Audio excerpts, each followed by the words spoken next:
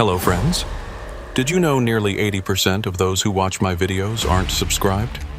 If you enjoy these stories, please hit that subscribe button and leave a like.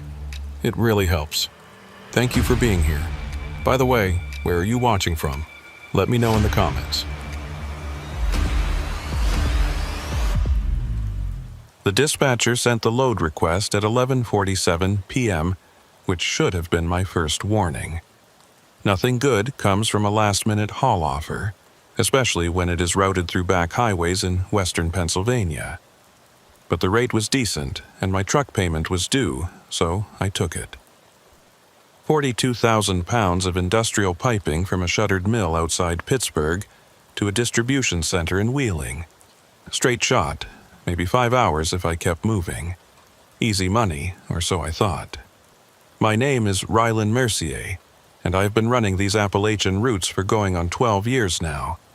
I know every truck stop, every way station, every shortcut between the Ohio River and the Allegheny Mountains. I know where the state troopers like to hide with their radar guns, and I know which roads turn to ice first when the temperature drops. What I did not know until that cold November night was that some roads in Pennsylvania are not meant to be found at all. I left the loading dock just after midnight. The mill was one of those sad, hulking places that had been rotting since the 80s, all rusted metal and broken windows. The crew that loaded my trailer worked in silence, moving like ghosts under flickering sodium lights. They had me sign the paperwork without making eye contact, and when I asked about the best route to Wheeling, the foreman just pointed south and told me to follow my GPS.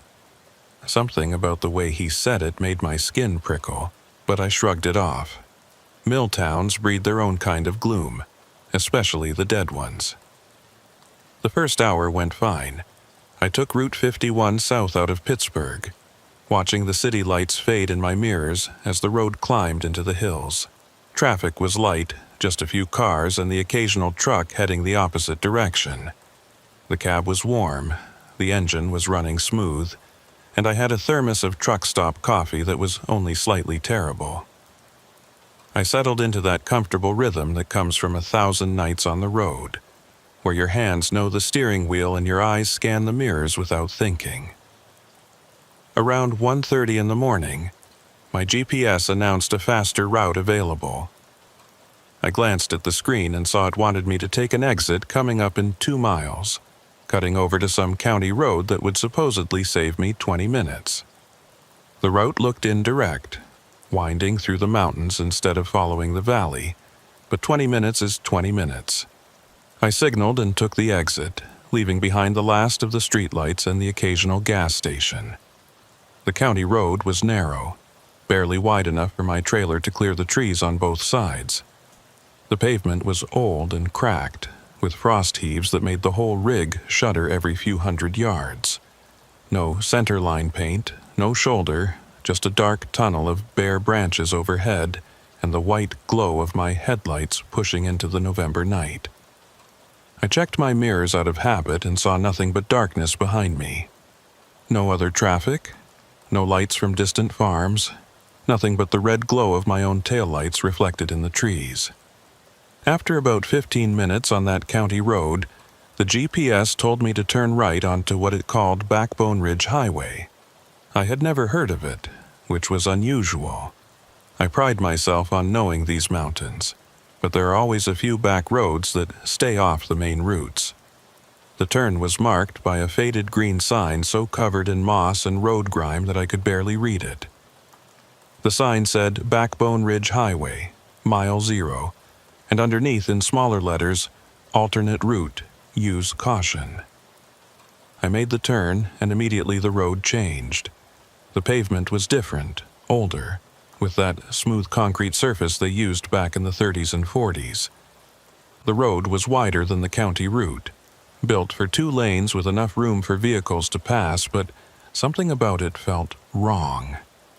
There were no houses along this highway, no driveways, no mailboxes, no signs of human presence at all. Just the road cutting through dense forest, climbing higher into the mountains with each passing mile. The GPS showed me en route, with an estimated arrival time in Wheeling of 6:15 a.m.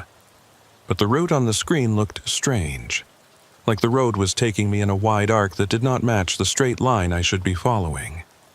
I tapped the screen a few times, thinking maybe the map was glitching, but it insisted this was the fastest way. The little blue dot representing my truck crawled along a thin gray line that seemed to curve through an area where no other roads existed. At mile 12, I saw the first odd thing. A historical marker stood beside the road, one of those brown signs with white lettering that state governments put up to commemorate local history. But as my headlights swept across it, I could see the text was faded to the point of being illegible, and the post was leaning at an angle like it had been standing there for 50 years without maintenance. I slowed down to read it, but the words were too faint, and I was past it before I could make out more than a few letters. The road kept climbing, winding through cuts in the rock where the builders had blasted through the mountain rather than going around. The cuts were deep, with sheer walls of exposed stone on both sides that rose 20 or 30 feet above the roadbed. Water seeped from cracks in the rock, leaving dark stains and patches of ice where the sun never reached. My headlights caught the glint of ice crystals and the occasional frozen waterfall clinging to the stone face. At mile 18, I passed the first abandoned structure. It was a stone building set back from the road, maybe an old toll house or maintenance station. The roof had collapsed years ago, leaving just 4 walls and empty window frames that stared out at the highway like hollow eyes. Vines had grown up over the walls, and small trees were pushing through what had once been the floor. As I drove past, my headlights illuminated the interior for just a moment, and I could have sworn I saw fresh tire tracks in the dirt inside the building. But that made no sense because there was no way to drive in there, and the tracks disappeared before I could look again. Mile 23 brought the first tunnel entrance sign. The sign was old, with that distinctive shield shape they used in the 40s, and the paint had faded to a dull cream color. Tunnel ahead, 3 miles, lights required, closed to heavy vehicles. I felt my stomach tighten when I read that last part. Closed to heavy vehicles meant closed to trucks like mine, but my GPS was still showing this as the active route, still counting down the miles to Wheeling, still promising I would arrive on schedule. I grabbed my CB handset and tried Channel 19, the main trucker channel. "This is Ryland Mercier eastbound on Backbone Ridge Highway. Anybody out there familiar with this route?" Static answered me, thick and heavy like the sound of rain on a metal roof. I tried Channel 17, then Channel 9, the emergency channel. Nothing but static on every frequency, and underneath the static, a low hum that might have been electrical interference or might have been something else. The tunnel entrance appeared at mile 26, and I felt my breath catch when I saw it. The portal was massive, easily big enough for 2 lanes of traffic, built from huge blocks of cut stone that had darkened with age to the color of old blood. The entrance was framed by a concrete arch with Art Deco styling, the kind of engineering that spoke of Depression-era ambition and federal work programs. Above the arch, carved letters spelled out Mile 46 Bore, 1938, and underneath, in smaller letters that I could barely read, Abandoned 1962, no entry. I hit my brakes, bringing the rig down to a crawl about 50 yards from the tunnel mouth.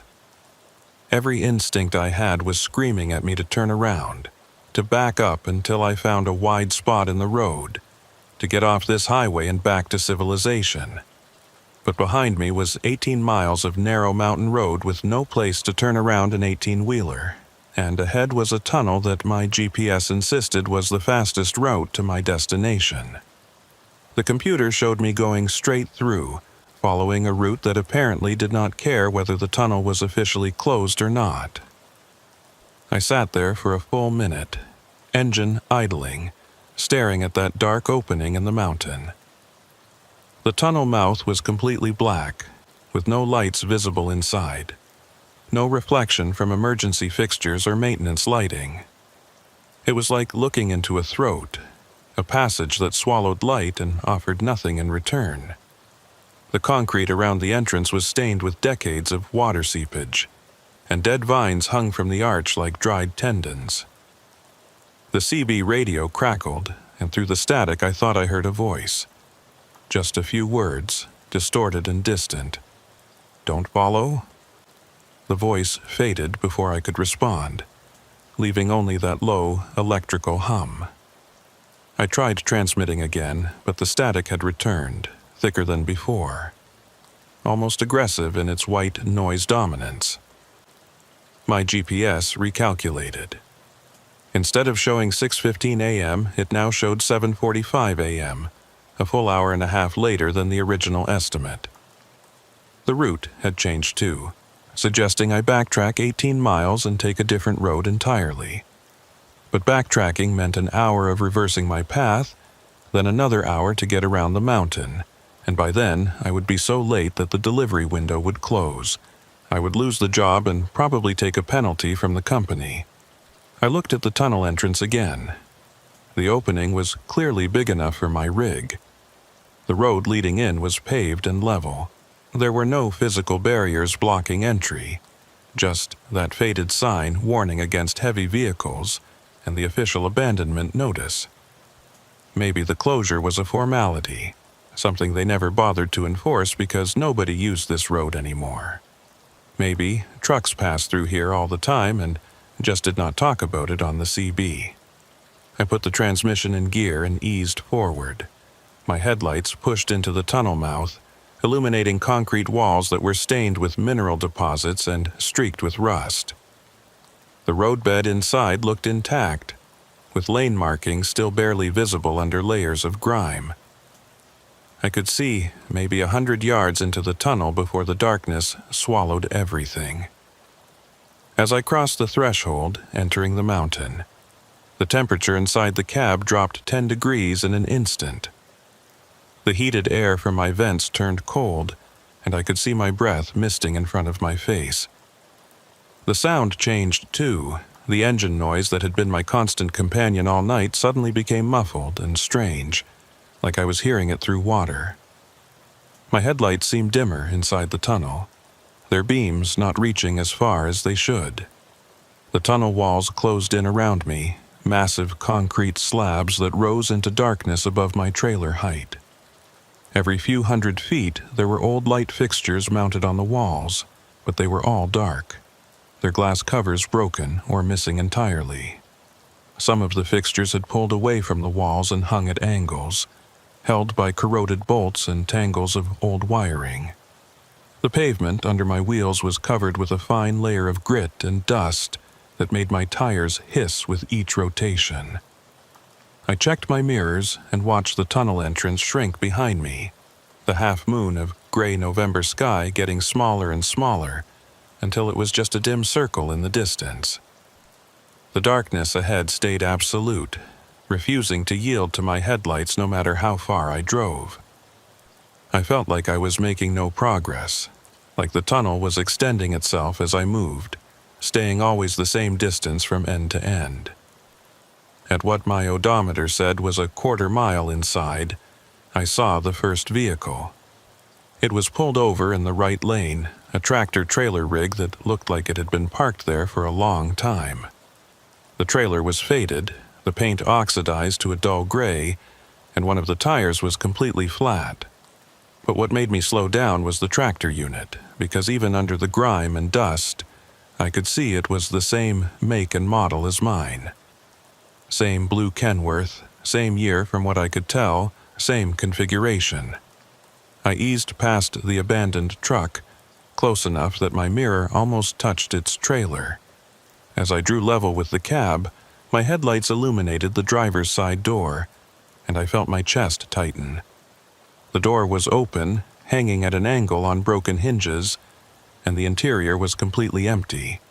No driver, no personal items, no trash or paperwork or any sign that anyone had ever sat in that seat.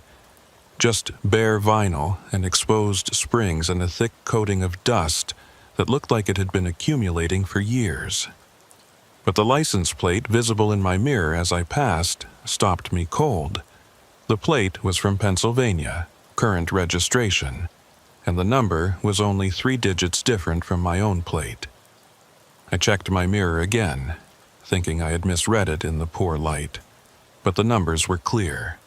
That truck had been registered within weeks of mine, had probably been bought from the same dealer, had probably run the same routes I ran. I accelerated, putting distance between me and the abandoned rig, trying to ignore the implications. Lots of trucking companies buy fleets of identical vehicles, I told myself. It was just a coincidence that this particular truck matched mine so closely.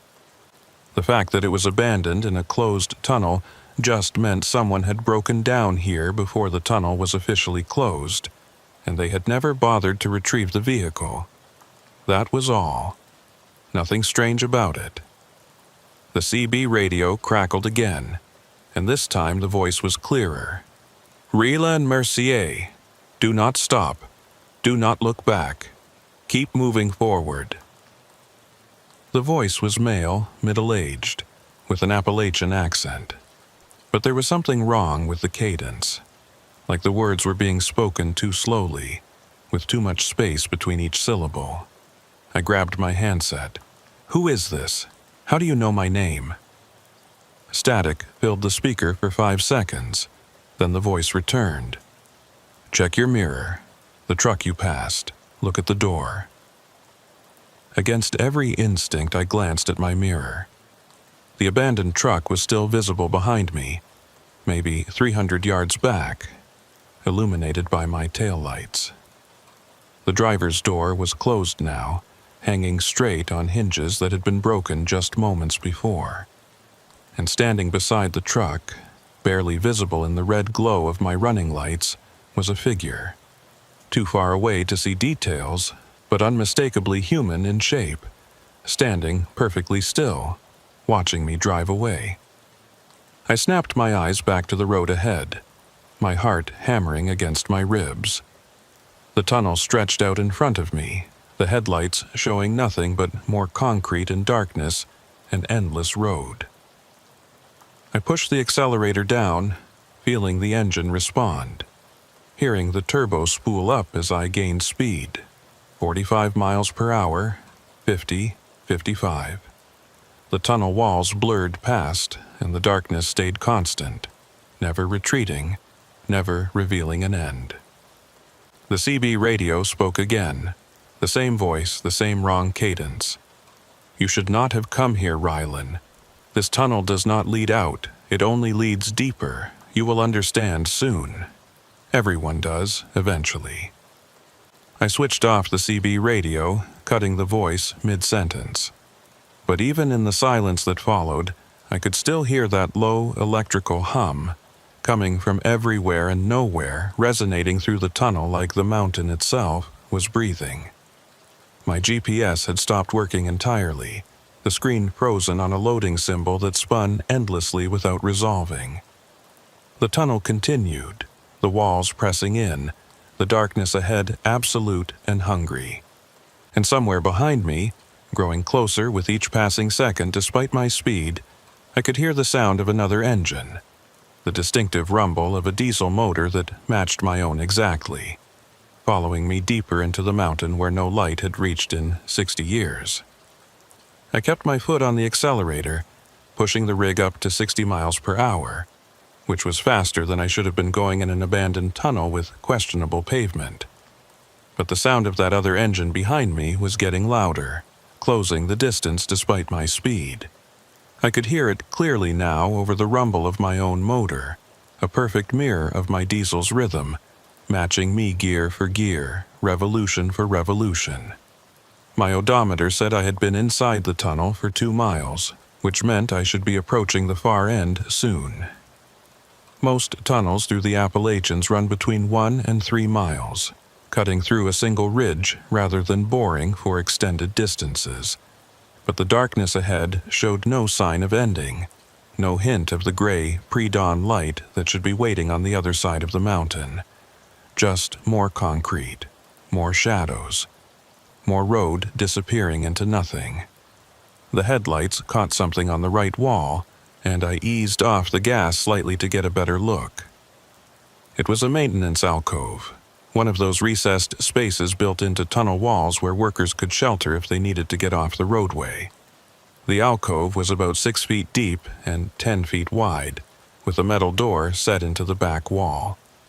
The door was partially open, and my lights illuminated a narrow space beyond, some kind of access corridor leading deeper into the mountain. As I passed the alcove, something moved inside it. Just a flicker of motion, there and gone in the fraction of a second it took for my headlights to sweep past. But I saw enough to know it was human-shaped, standing in the shadows just inside the doorway, perfectly still, except for that single moment of movement. The figure did not try to flag me down or call out. It just stood there, watching me pass. I checked my mirrors again. The engine sound behind me had gotten closer, and now I could see headlights in the distance, 2 points of yellowish light that looked exactly like my own high beams. The lights were maybe a quarter-mile back, coming on fast, and as I watched, they grew brighter. Whoever was driving that truck was not slowing down, not maintaining a safe distance, just barreling forward through the tunnel like they were trying to catch me. The CB radio, which I had switched off minutes ago, crackled back to life on its own. The voice returned. That same wrong cadence, those same spaces between words that felt like they were coming from somewhere very far away. You passed the first alcove, Rylan. There are 47 more between here and the end. In each one, you will see someone you know. Someone who drove this tunnel before you. Someone who never left. I reached for the CB to shut it off again, but before I could hit the power button, the voice continued.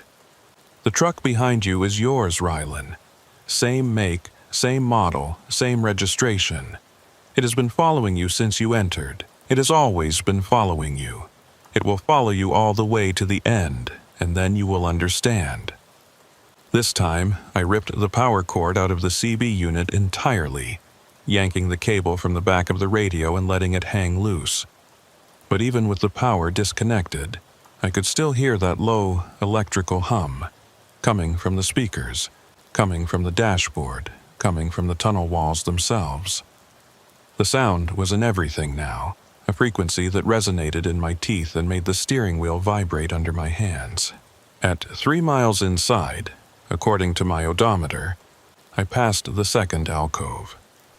This time, I tried not to look, tried to keep my eyes fixed on the road ahead, but peripheral vision is a cruel thing. I caught the movement again, another figure standing in the shadows, and this time I recognized the shape. It was wearing a trucker's cap and a reflective vest, the kind of outfit I wore every day when I was doing inspections or working around my rig. The figure raised one hand in a slow wave as I passed, and I saw my own face looking back at me from the shadows, my own expression locked in something between recognition and resignation. I slammed my foot down on the accelerator, the engine roaring in response, pushing the speedometer past 70. The tunnel walls became a blur of concrete and rust stains. The yellow center line, barely visible under decades of grime, flickered past like a strobe effect. Behind me, those headlights stayed constant, matching my speed exactly, never gaining, never falling back, just maintaining that perfect quarter-mile distance. The pavement started to change at mile 4. The smooth concrete gave way to rougher asphalt, then back to concrete, then to something that looked like it might have been brick at one time. The surface under my wheels changed texture every few hundred yards, and each change brought a different sound, a different vibration through the frame of the truck. Some sections were smooth and quiet, others rattled my teeth, and a few felt like I was driving over corrugated metal even though the surface looked like ordinary pavement. More alcoves appeared, spaced at irregular intervals along both walls. I stopped trying not to look at them. In each one, I saw variations of myself, different versions wearing different clothes, standing at different angles. Some of them waved, some of them just stared. One of them was holding a CB handset up to its mouth, lips moving in words I could not hear, and I realized with a chill that this was the figure making those radio calls, one of my own echoes calling out to me from the shadows. At mile 5, the tunnel widened. The walls pulled back to 3 lanes width, then 4, opening into a space that felt more like an underground cavern than a highway tunnel. The ceiling rose higher, disappearing into darkness above the reach of my headlights. On the left side of the road, I could see what looked like an old service station, a concrete island with rusted pumps, and a small building that might have been an attendance booth. The pumps were ancient, the kind with mechanical number wheels behind glass faces, showing prices in cents per gallon. The service station island was occupied. There were 3 trucks parked at the pumps, all of them facing the same direction I was traveling, all of them with their lights off and their cabs apparently empty. As I drew closer, my headlights illuminated the trucks in detail, and I felt my stomach turn to ice. All 3 trucks were blue Kenworths, same year, same model, same configuration as mine, and all 3 had Pennsylvania plates with numbers that were eerily close to my own registration. I did not slow down. I kept my speed up, steering around the service island and staying in the center lane. But as I passed the first truck, I saw movement inside the cab. Someone was sitting in the driver's seat, hands on the wheel, staring straight ahead through the windshield. The figure turned its head as I passed, tracking my movement, and I caught a glimpse of the face. It was me again, but older, worn down, with eyes that had seen too much and a face that had forgotten how to show emotion. The second truck was the same. Another version of me behind the wheel, this one younger, wearing the clothes I had worn 5 years ago when I first started running these mountain routes. The third truck had someone who looked exactly like I did right now, wearing the same jacket, the same cap, the same expression of confused fear that I could feel on my own face. Past the service island, the tunnel began to narrow again, the walls closing in from 4 lanes back to 2. The ceiling lowered, pressing down until I could almost imagine I felt its weight on top of my trailer. The air inside the cab had gotten colder still, and now I could see ice forming on the inside of my windshield. Frost creeping in from the edges despite the heater running at full blast. At mile 6, I hit a section of standing water. The tunnel floor dipped slightly, creating a low spot where water had collected, probably from seepage through the mountain above. The water was only a few inches deep, but driving through it sent up sheets of spray that crashed against my windshield and momentarily blinded me. When the wipers cleared the glass, I saw that the tunnel ahead had changed. The walls were no longer concrete. They had become rough stone, the original rock face of the mountain, with tool marks still visible where workers had drilled and blasted. This section of the tunnel looked older than the rest, primitive, like I had driven backwards through time into an earlier era of the construction. Support timbers lined the walls, massive wooden beams that had turned black with age, and the ceiling was reinforced with arched ribs of rusted metal. The headlights behind me disappeared. I checked my mirrors and saw only darkness where those pursuing lights had been, as if the truck following me had simply stopped existing. But the engine sound remained, still perfectly synchronized with my own motor, still coming from somewhere behind me in the tunnel. I could hear it clearly, a diesel rumble that seemed to come from the walls themselves now, resonating through the stone. More alcoves passed by, and in each one I saw variations on a theme. Myself in different situations, different states. One version was slumped against the alcove wall, clearly exhausted or injured. Another was pacing back and forth in the small space, hands gesturing like he was arguing with someone I could not see. A third was standing perfectly still, arms at his sides, staring directly at me as I passed, and I noticed with horror that this version was not breathing. His chest perfectly motionless, his eyes reflecting my headlights like an animal's eyes caught in the dark. The CB radio, still unplugged, crackled with life again. But this time, it was not the strange voice with the wrong cadence.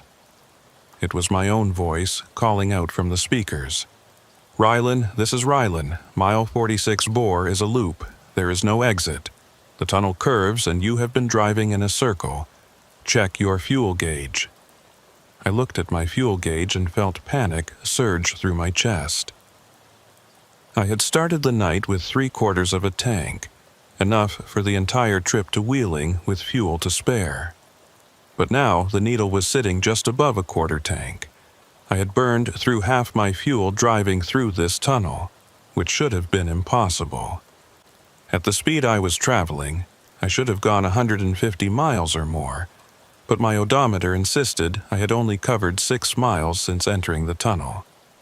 The road began to climb, tilting upward at a slight grade that I could feel in the engine's response. The tunnel curved to the right, a gentle arc that suggested I was following the contour of the mountain ridge. The walls closed in tighter, until my mirrors were only a foot from the concrete on either side. I had to slow down, dropping to 40 miles per hour, then 30, as the clearance got narrower and narrower. At what my odometer said was mile 7, I saw the crash. A truck had jackknifed across both lanes, the trailer angled sideways and the tractor unit pushed up against the right wall. The truck was old, older than the ones I had seen at the service island, maybe from the 50s or 60s based on the rounded cab design and the faded paint scheme. The trailer doors were open, hanging loose on broken hinges, and the cargo had spilled across the roadway. Wooden crates and metal drums lay scattered everywhere, many of them broken open, their contents long since gone to rust and rot. I stopped. There was no way around the wreck, no clearance to squeeze past, no room to turn around. I sat there with my engine idling, staring at the jackknifed truck, trying to figure out what to do. Behind me, I could hear that other engine getting closer again, the sound growing louder. And when I checked my mirrors, I saw those headlights returning, 2 points of yellowish light that were maybe 1/8 of a mile back and closing fast. The CB radio spoke with my own voice. "Get out, Rylan. You have to move the wreck. It is the only way forward. Get out of your truck and move the cargo. Clear a path. You have 5 minutes before the other truck catches you." Every survival instinct I had told me not to leave my cab. The truck was my safe space, my metal shell, the only thing between me and whatever was happening in this tunnel. But the headlights behind me were getting brighter, and the engine sound was getting louder, and I could see now that if that truck did not stop, if it just kept coming at the speed it was traveling, it would crash into my trailer and probably kill me on impact. I pulled on my work gloves and grabbed my flashlight from the door pocket. The air that rushed in when I opened the cab door was so cold it burned my lungs, far colder than it should have been this deep inside a mountain. My breath came out in great white clouds, and I could feel the moisture in my nose freezing. The tunnel was silent except for my idling engine and that approaching diesel rumble from behind. I climbed down from the cab and my boots hit concrete that was slick with something that was not quite water and not quite ice.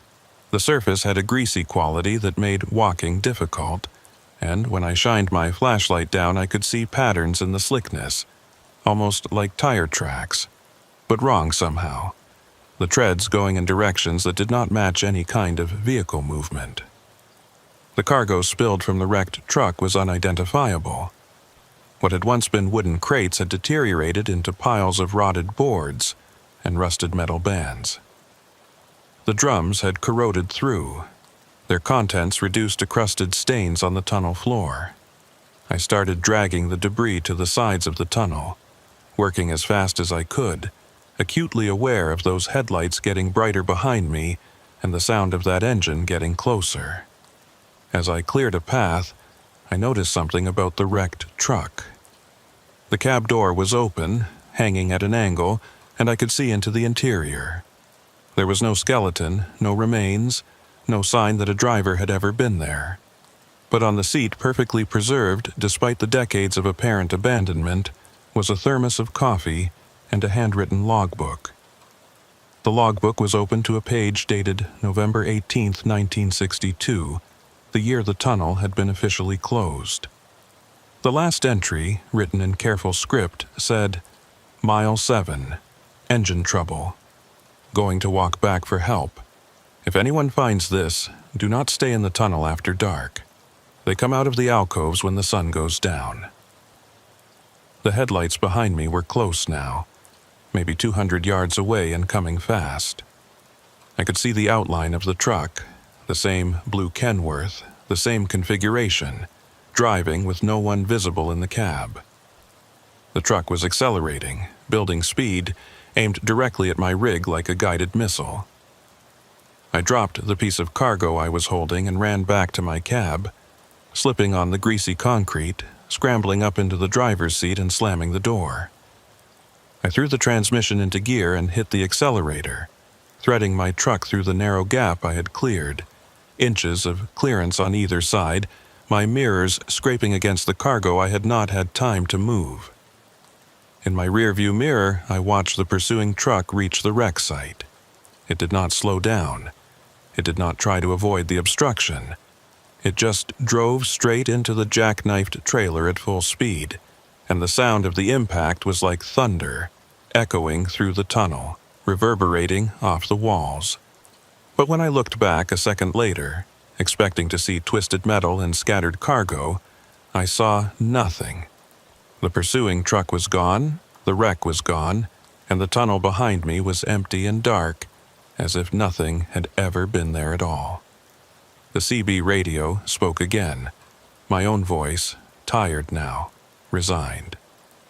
"Mile 8 is coming. That is where the tunnel splits. You will have to choose, left or right. Both ways look the same. Both ways lead deeper. Choose wrong, and you will loop back to the beginning. Choose right, and you might find something worse than a loop. Choose carefully, Rylan. Everyone who has come this far had to choose. Most of them are still here."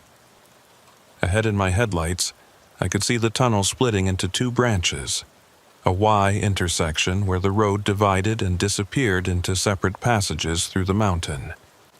Both tunnels looked identical. Same width, same concrete walls, same darkness waiting beyond the reach of my lights. There were no signs, no markers, no indication of which way might lead to an exit and which way might lead to another loop, or worse. My fuel gauge had dropped to just under a quarter tank. If I chose wrong, if I drove another 7 or 8 miles and ended up back at the beginning, I would not have enough fuel to try again. I would be stranded in this tunnel, another abandoned truck waiting in an alcove for the next driver to pass, another echo calling out on the CB radio, another warning that would not be heeded. The split was 50 yards ahead. I had seconds to choose. Behind me, the sound of that other engine had returned, building again from silence, starting the cycle over. The hunt was beginning again, and I was running out of road, running out of fuel, running out of time to find a way out of mile 46-4 before I became just another version of myself standing in an alcove, watching the next Rylan Mercier drive past into the dark. I had 30 yards to make a decision that might determine whether I ever saw daylight again. The split in the tunnel rushed toward me, the two passages yawning open like the jaws of some massive predator. Left tunnel, right tunnel, both identical in every visible detail.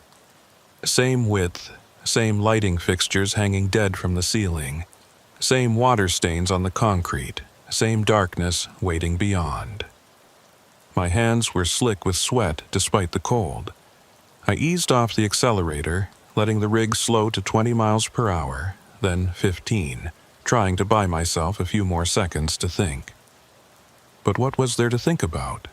I had no information, no logic to apply, no reason to choose one direction over the other. It was a coin flip, except the stakes were my life and possibly my sanity. At 20 yards from the split, I saw something that made my decision for me. On the wall of the right tunnel, just visible in my headlights, someone had scratched words into the concrete. The letters were crude and deep, carved with something metal, probably a knife or a screwdriver. The message said, "Right EOS loop, left equal forward, trust me, RM, Rylan Mercier," my own initials. One of the versions of myself that I had seen standing in those alcoves had apparently made it this far, had figured out which way led forward, and had left a message for the next iteration of me that came through. Or it was a trap, a lie carved into stone by something that wanted me to choose left, wanted me to drive deeper into whatever waited in that direction. 10 yards. I had to choose now. The engine behind me was getting louder, building toward that crescendo that meant the pursuing truck would soon come into view. I thought about the logbook I had seen in the wrecked truck. The entry from 1962, warning about things that come out of the alcoves after dark. I thought about all the versions of myself I had seen, all the echoes standing in the shadows, watching me pass. If one of them had left this message, maybe they were trying to help. Maybe some part of me that had already been through this nightmare was trying to save the current version from making the wrong choice. I yanked the wheel left and committed to the turn. The trailer swung wide, the rear wheels tracking close to the center divider between the two tunnels. For a moment I thought I had misjudged the clearance, thought I would clip the concrete island and jackknife just like that truck back at mile 7. But the wheels cleared with inches to spare, and then I was fully in the left tunnel, accelerating again, putting distance between myself and the split. In my mirror, I watched the intersection recede. The pursuing truck burst into view just as I rounded a slight curve that took the split out of sight. The truck was going at least 70 miles per hour, coming on like a freight train, and I saw it veer right at the split without slowing, choosing the opposite direction from me. The sound of its engine faded quickly, Doppler shifting away as it raced down the right tunnel toward whatever waited there. The CB radio crackled, and a different voice came through this time. Not my own voice, not that wrong cadence stranger, but someone else entirely. The voice was female, middle-aged, with a hint of West Virginia mountain accent.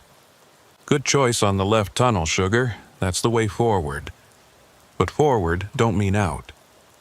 You got another 6 miles before you see anything different, and those 6 miles are going to feel like 60. I grabbed the handset, forgetting that I had ripped the power cord out. But the radio was working anyway, powered by something other than the electrical system of my truck. "Who are you?" I asked. "How many people are trapped in here?" The woman's voice came back immediately. Name was Deputy Cole Branford, Pennsylvania State Police. Been in this tunnel since 1959. As for how many people, well, that depends on how you count. There's maybe 30 or 40 trucks in here that I know about, scattered through the miles. But there's hundreds of us, maybe thousands, if you count all the versions. Every time someone comes through, they leave pieces of themselves behind. Echoes, copies, whatever you want to call them. The tunnel collects us. "Branford," I said, my mind racing. "That's not a woman's name. You said Deputy Cole Branford." A pause, then something that might have been a laugh. "Did I say Cole? I meant Maeve. Maeve Huxley. I get confused sometimes. Been down here so long the details start to blur. Sometimes I forget which name I had before I came in here. Point is, you made the right choice. Left tunnel leads to mile 14, and that's where things change." The tunnel had begun to slope downward, descending deeper into the mountain. The grade was slight but noticeable, maybe 3 or 4 degrees. enough that I had to tap the brakes occasionally to keep my speed under control. The walls here were different from the earlier sections, lined with white ceramic tiles like an old subway station. Many of the tiles had fallen off, leaving dark rectangular gaps that looked like missing teeth in a rotted smile. At what my odometer claimed was mile 9, I passed another maintenance alcove. This time I did not see myself standing in the shadows. Instead, I saw a woman in a highway patrol uniform standing at attention with her hands behind her back. As my headlights swept across her, she snapped a salute, the gesture crisp and formal. Her face was too far away to see clearly, but I could make out enough detail to see that she was smiling, and the smile was not friendly. "That's me you just passed," the voice on the CB said. Or one of me, anyway. I got 47 copies of myself scattered through this tunnel, one in every alcove from here to mile 14. We all remember the day I drove in here chasing a speeder who ran into the tunnel to avoid a ticket. I followed him in, and neither of us ever came back out.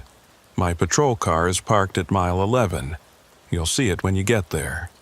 "What's at mile 14? I asked. "You said that's where things change." "The pumping station," Maeve said. "That's where the tunnel breathes. You'll understand when you get there. Just keep driving, keep your speed steady, and whatever you do, don't stop if you see someone waving at you from the roadway. The echoes that walk around outside the alcoves, they're the dangerous ones.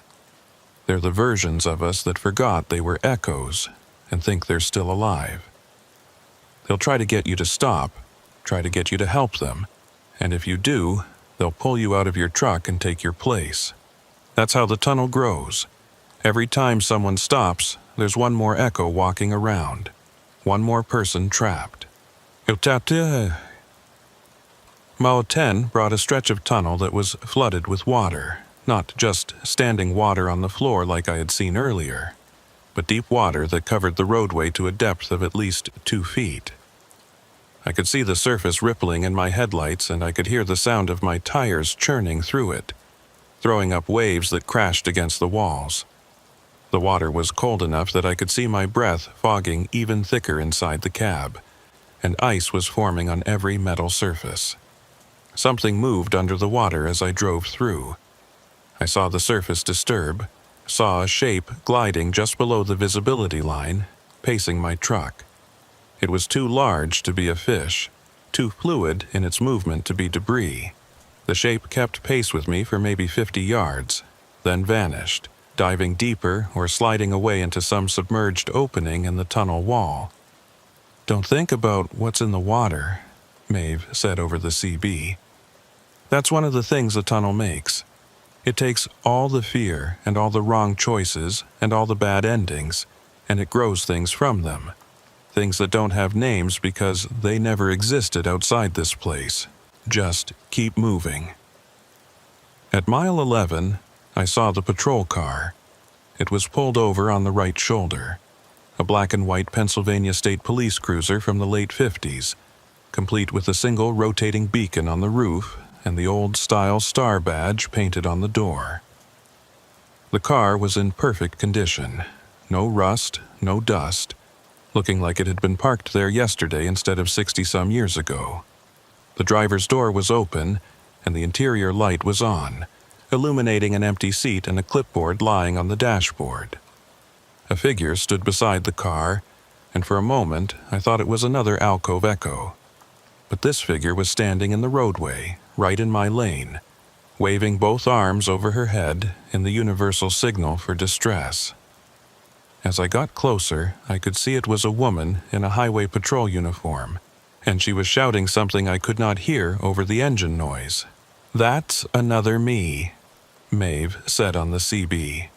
"That's the me that thinks she can still flag down help, still thinks someone will stop and give her a ride out of here. Don't slow down, don't make eye contact, just drive past her like she's not there." I kept my speed steady at 40 miles per hour. The figure in the roadway did not move as I approached. She just stood there waving, shouting, and as I got close enough to see her face clearly, I saw the desperation in her eyes, the absolute certainty that I would stop and help her. When it became clear that I was not slowing down, her expression changed from hopeful to angry, and she stepped aside at the last possible second, letting me pass. In my mirror, I watched her recede. She had turned to face my direction, and she was running after my truck now, sprinting at a speed that no human should be able to maintain. She was gaining on me, closing the distance despite my 40-mile-per-hour pace, and I could see her mouth moving, forming words that I was glad I could not hear. I pushed the accelerator down, bringing my speed up to 50, then 60. The running figure fell behind, unable to match the increased pace, and eventually she disappeared from my mirrors, swallowed by the darkness behind me. But I could still hear her on the CB radio, breathing hard, gasping between words. "You should have stopped. You should have helped me. Now I'll have to wait for the next one. I'll have to wait here until someone else comes through. Do you know how long the waits are between trucks? Do you know what it's like to stand in this tunnel for months, for years, waiting for headlights to appear?" I switched the CB to a different channel, but her voice followed me, bleeding through on every frequency. Channel 19, Channel 17, Channel 9, all of them carried the same desperate gasping pleas. I turned the volume all the way down, but I could still hear her, the sound coming from the speaker even with no power, even with the volume knob twisted to 0. Mile 12 was marked by a change in the tunnel's atmosphere. The air became thicker, harder to breathe, like the oxygen content had dropped. My engine started to run rough, coughing and sputtering, and I had to downshift to maintain speed. The walls were closing in again, narrowing from 2 lanes to 1.5, and the ceiling was lowering until I could almost feel it pressing down on top of my trailer. The alcoves here were occupied by figures I did not recognize, not versions of myself, not Maeve in her patrol uniform, but strangers. Men and women in clothes from different eras, standing in the shadows with their faces turned toward the road, watching me pass. One alcove held a man in a business suit from the 40s, his hair slicked back, his tie perfectly knotted. Another held a woman in a waitress uniform from a roadside diner, her apron still white despite the decades. A third held a young man in a military uniform, army greens with corporal stripes looking like he had just stepped out of a World War II recruiting poster. "Those are the passengers," Maeve said, her voice cutting through the static. "The people who were riding with the drivers when they came in. The tunnel takes everyone. Drivers, passengers, hitchhikers, stowaways. Everyone leaves an echo." At mile 13, my fuel gauge hit the red zone. The low fuel warning light came on, a bright orange icon that felt like a countdown timer. I had maybe 20 miles of range left, maybe less if I had to keep driving at high speed. If Maeve was right about mile 14 being where things changed, I needed to get there soon, before my diesel ran out and I became another abandoned truck waiting in the darkness. The tunnel began to widen again, opening into a large chamber that felt more like an underground parking garage than a highway tunnel. The ceiling rose to at least 50 feet above the roadway, supported by massive concrete pillars that marched away into the shadows. Between the pillars I could see other vehicles, cars, trucks, buses, motorcycles, all of them parked at odd angles, all of them dark and apparently abandoned. And then I saw the pumping station. It was built into the far wall of the chamber, a huge industrial structure with pipes and valves and machinery that looked like it belonged in a power plant or a water treatment facility. The machinery was running, pistons moving, pumps cycling, valves opening and closing in a rhythm that I could feel through the floor of my truck. The sound was immense, a deep, thrumming pulse that made the air vibrate and set up sympathetic vibrations in my body. The road led directly toward the pumping station, threading between the parked vehicles and the concrete pillars. I could see an opening on the far side of the machinery, another tunnel entrance that presumably led forward to mile 15 and beyond. But between me and that opening, standing in the roadway directly in front of the pumping station, was a figure. It was me, not an echo in an alcove, not a distant version glimpsed in mirrors, but me standing in the road, wearing the exact same clothes I was wearing right now, down to the stitching on my jacket. The figure raised one hand in a stopping gesture, palm out, and I could see my own face clearly in my headlights. The expression was calm, almost peaceful, completely different from the fear and confusion I knew was showing on my real face. "That's the choice point," Maeve said over the CB. "That's where you decide if you're going to keep being you, or if you're going to become something else. The you standing in the road is the version that gave up, that accepted the tunnel, that stopped trying to get out. If you hit him, if you drive right through him, you keep moving forward, but you'll carry him with you. You'll have killed a version of yourself, and that's a weight that most people can't bear." "What if I stop?" I asked. "What if I try to talk to him?" "Then he gets in your truck, and you become him. You swap places. He drives out, and you stand in the road waiting for the next version to come through. That's how the tunnel works.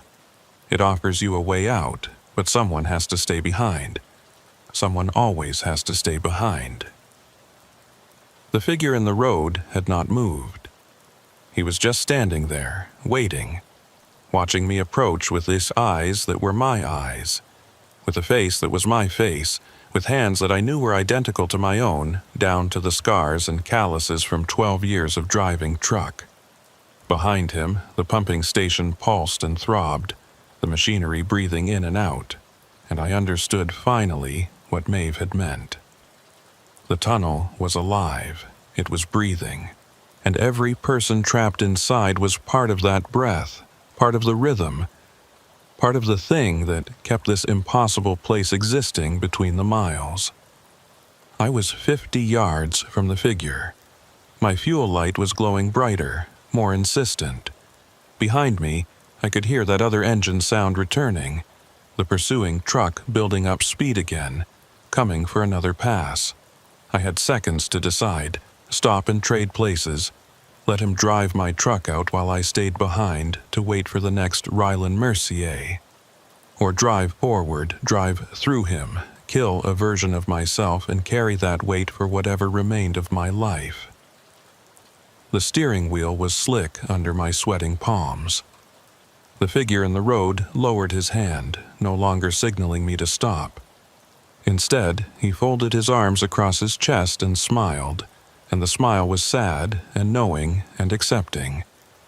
He was giving me permission. He was telling me it was okay to choose, whatever I chose. He had already made his peace with being the echo, with being the version that stayed behind. I pressed down on the accelerator. The engine responded with a surge of power, and the truck leaped forward, closing the distance. 40 yards, 30 yards, 20 yards. The figure did not move, did not try to get out of the way. He just stood there watching me come, that sad smile still on his face, and at 10 yards I closed my eyes because I could not watch myself die even if the version dying was not quite real, not quite me. Just an echo that the tunnel had made from my fear and my desperation. The impact never came. I felt nothing, no thud of collision, no resistance from hitting a body. When I opened my eyes a second later, the figure was gone. And I was through the opening on the far side of the pumping station, entering mile 15 with my fuel gauge sitting just above empty and the sound of machinery fading behind me. The CB radio spoke in my own voice, calm and peaceful. "You made it through. Most people don't. Most people stop and trade places, but you kept going, and now you're past the choice point. Mile 15 to mile 20 is the last stretch. That's where the tunnel decides if it's going to let you out or keep you forever. Good luck, Rylan. You're going to need it. The tunnel ahead was completely dark, my headlights barely penetrating the blackness. And somewhere in that darkness I could hear voices, hundreds of them, maybe thousands, all calling out my name in unison, beckoning me forward into the final miles of mile 46. Bore. Mile 15 began in absolute darkness, the kind of black that swallows light rather than simply reflecting none. My headlights seemed to bend around something in the air, curving away from the road ahead, leaving only a dim, gray glow that barely illuminated 10 feet in front of my bumper. I had to slow to 20 miles per hour just to see where the road was going, and even then I was driving mostly by feel, sensing the walls on either side more than seeing them. The voices I had heard were clearer now. They were not calling my name anymore. Instead, they were reciting things I had said, conversations I had had, thoughts I had kept private. I heard my own voice telling my daughter I would be home for her birthday 3 years ago, a promise I had broken because of a delayed load. I heard myself arguing with my dispatcher about pay rates. I heard the private words I had spoken to my wife on the phone last week, telling her I was tired of the road, tired of the loneliness, thinking about finding a local job that would let me sleep in my own bed every night. The tunnel was playing back my life, pulling memories out of my head and broadcasting them through unseen speakers. Every regret, every broken promise, every moment of weakness or doubt or fear.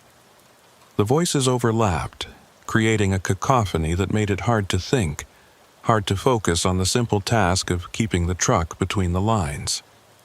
At mile 16, the road surface changed to something that felt like metal under my tires. The sound was different, a hollow ringing with each rotation of the wheels, and I could feel vibrations coming up through the frame that had nothing to do with the engine or the drivetrain. The vibrations matched the rhythm of the pumping station I had passed, that same deep pulse, and I realized I was driving on the skin of something, the surface of whatever machinery kept this tunnel breathing. The fuel gauge needle was touching empty now, bouncing against the peg with each bump in the road. The low fuel warning light had stopped blinking and gone solid, and I could feel the engine starting to surge as it sucked the last drops from the tank. Maybe 5 miles of range left, maybe less. I was in a race between my remaining fuel and the end of the tunnel, and I had no idea which would run out first. More alcoves appeared, but these were different from the earlier ones. The figures standing in them were not still anymore. They were moving, pacing, gesturing, calling out words I could not quite hear. Some of them were trying to climb out of the alcoves, pulling themselves up onto the roadway, and I had to swerve around them, dodging bodies that may or may not have been solid, may or may not have been real. One figure made it fully onto the road before I reached him. It was an old man in coveralls and a plaid shirt, the kind of outfit a farmer or a mill worker might wear. He stood in my lane with his hand up, palm out, and his mouth was moving rapidly. As I got closer, I could hear what he was saying, the same phrase repeated over and over. "It won't let you out. It won't let you out. It won't let you out." I swerved around him, my trailer wheels passing within inches of where he stood. In my mirror, I saw him turn to watch me pass, still repeating that phrase, his hand still raised in warning or farewell. Then he stepped back into an alcove and vanished into the shadows like he had never been there at all. The CB radio crackled with Maeve's voice again, but now she sounded different. The West Virginia accent was gone, replaced by something flatter, more mechanical. Mile 17 is where most people run out of fuel. That's by design. The tunnel measures how much diesel you have when you enter, and it adjusts the distance to make sure you run dry right around here. When your engine dies, you have 2 choices: walk forward in the dark, or wait in your truck for the echo collectors to find you. What are echo collectors? I asked, my voice hoarse from breathing the cold, thick air. The things that maintain the tunnel. The things that gather up the new echoes and place them in alcoves. Nobody's ever seen one clearly. They stay in the dark parts, in the spaces between the lights, but everyone who runs out of fuel eventually meets them. That's when you become permanent. That's when you stop being a person trapped in the tunnel and start being a part of the tunnel itself. My engine coughed, stuttered, caught again. The fuel pump was pulling vapor now, pulling the last fumes from a tank that had somehow held 40 gallons when I entered and now held nothing. I downshifted, trying to maintain momentum, trying to squeeze every last yard out of the remaining fuel. The speedometer dropped to 15 miles per hour, then 10, then 5. At mile 18, I saw the other trucks.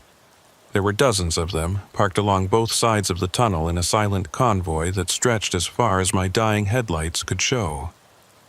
Every truck was a big rig, tractor-trailers of different makes and models from different eras. Some looked new, their paint still glossy, their chrome still bright. Others were decades old, showing rust and decay, but all of them had one thing in common. They were all blue Kenworths, or Peterbilts, or Freightliners. All of them the same basic configuration as mine. Like the tunnel had a preference, a pattern it followed when choosing which trucks to swallow. Figures moved between the trucks, walking up and down the line, checking door handles, peering into windows. Some of them were wearing trucker gear, jeans and flannel shirts and ball caps with company logos. Others wore different clothes, business suits and dresses and military uniforms. But all of them moved with the same shuffling gait, the same mechanical purposefulness, like they were following a script they had performed 1,000 times before. My engine died. The sound that had been my constant companion since entering the tunnel 12 years ago simply stopped, leaving behind a silence so complete it felt like a physical weight pressing against my eardrums.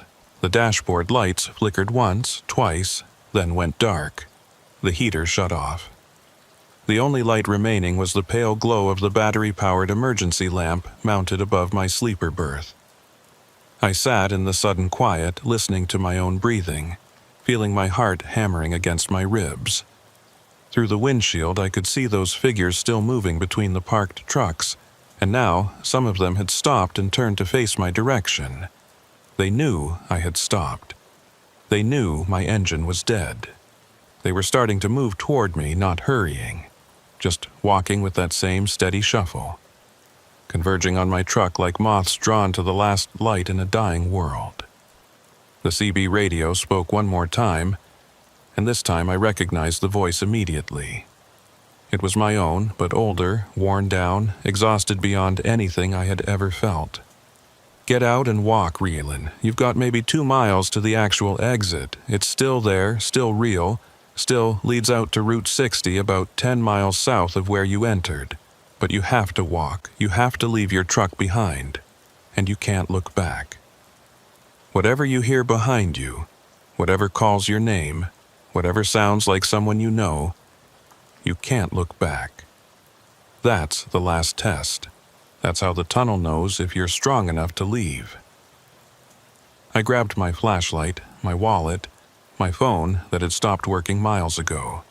I left everything else, all my personal items, the logbook, the paperwork for the load I would never deliver. I opened the driver's door and dropped down to the pavement, my legs shaking from adrenaline and fear, my boots hitting concrete that felt wrong, too soft, too warm, like I was standing on skin rather than stone. The figures were closer now, maybe 50 yards away, close enough that I could see their faces in the glow of my flashlight. I recognized some of them. The old man in coveralls who had warned me the tunnel would not let me out. The woman in the waitress uniform I had seen in an alcove earlier. The young soldier in his World War II greens. And others, dozens of others, all of them converging on my position with empty eyes and reaching hands. I ran, not toward the figures but past them, threading between the parked trucks heading in the direction my odometer had said was forward. My flashlight beam bounced and swayed, showing glimpses of more vehicles, more alcoves, more figures standing or sitting or lying in the shadows. The tunnel floor was covered with that same greasy substance I had felt at mile 7, making every step treacherous, but I kept my balance and kept moving. Behind me, I heard my truck door slam shut. I heard the engine start, that familiar diesel rumble that I had lived with for 12 years, and I heard the transmission engage. Someone, or something, had gotten into my cab and was driving my truck, probably adding it to the collection of vehicles parked along the tunnel walls. But I followed the rule. I did not look back. Mile 19 was marked by a change in the tunnel's structure.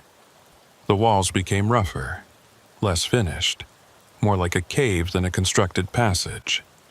The ceiling lowered until I had to duck my head in places and the floor became uneven, forcing me to watch my footing. Water dripped from above, cold drops that stung when they hit my neck and face. The air smelled like wet stone and something organic, something rotting. The voices behind me were calling my name now, using tones I recognized. My wife's voice, my daughter's voice, my mother's voice who had been dead for 5 years. They were calling me to stop, to wait, to come back and help them. They said they were trapped. They said they needed me. They said if I just turned around they could all leave together. But I kept walking, kept my eyes forward, kept my flashlight pointed ahead even as the beam grew dimmer and started to flicker. At mile 20, I saw light. Real light. Not the artificial glow of emergency lamps or the dim phosphorescence that seemed to come from the tunnel walls themselves, but honest daylight, gray and weak, filtered through rain or fog, but unmistakably sunlight. The tunnel was ending. The passage was narrowing to a point, and beyond that point I could see a roughly circular opening, maybe 8 feet across, with pale morning light visible beyond. I stumbled forward, my legs burning, my lungs aching from breathing the thick air. The opening was 100 yards away, then 50, then 20. I could see trees beyond the exit, bare November branches, and I could see rain falling, normal, cold Pennsylvania rain. I could smell it, that clean smell of rain on dead leaves, so different from the stale underground air I had been breathing. 10 yards from the exit, I heard a sound that made me freeze. It was the distinctive air brake hiss of a truck stopping, and it was coming from behind me, close behind me. I heard a door open, heard boots hitting pavement, heard footsteps approaching. And then I heard my own voice, the same exhausted tone from the CB radio, speaking from just a few feet behind me. "Don't go out there, Rylan. It's not real. The tunnel shows you an exit, but it's just another loop. If you go through, you'll end up back at the entrance, back at mile 0, and you'll have to drive through again. I've done it 6 times. Each time, I thought I was finally getting out. Each time, I ended up back at the beginning. The only way to really leave is to stop trying. Accept that you're here. Accept that you're home. This is where you belong now." Every fiber of my being wanted to turn around, wanted to see if that really was me standing behind me, wanted to verify the source of that voice. But I remembered the rule. Do not look back. Whatever you hear, whatever calls your name, do not look back. I took a step forward, then another. My eyes locked on that circle of gray daylight ahead. The voice behind me became urgent, almost panicked. "Rylan, stop. I'm you. I'm the real you. You're the echo. You're the version that thinks it's real, but you're not. If you go through that opening, you'll cease to exist. I'm trying to save you." 5 yards to the exit. I could feel the temperature changing.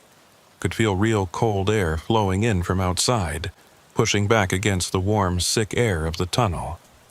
I could hear the rain more clearly now, that soft patter on leaves and earth that meant I was about to leave this underground nightmare. The footsteps behind me broke into a run. "Don't do it! Don't go through!"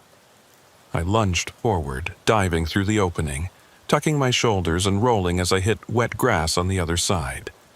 I came up on my knees in the rain, gasping, and spun around to look at the tunnel entrance I had just exited. There was nothing there. No tunnel mouth, no opening in the mountain, no trace of the passage I had just walked through. I was kneeling in the middle of a forest, surrounded by bare trees and underbrush, with rain soaking through my clothes.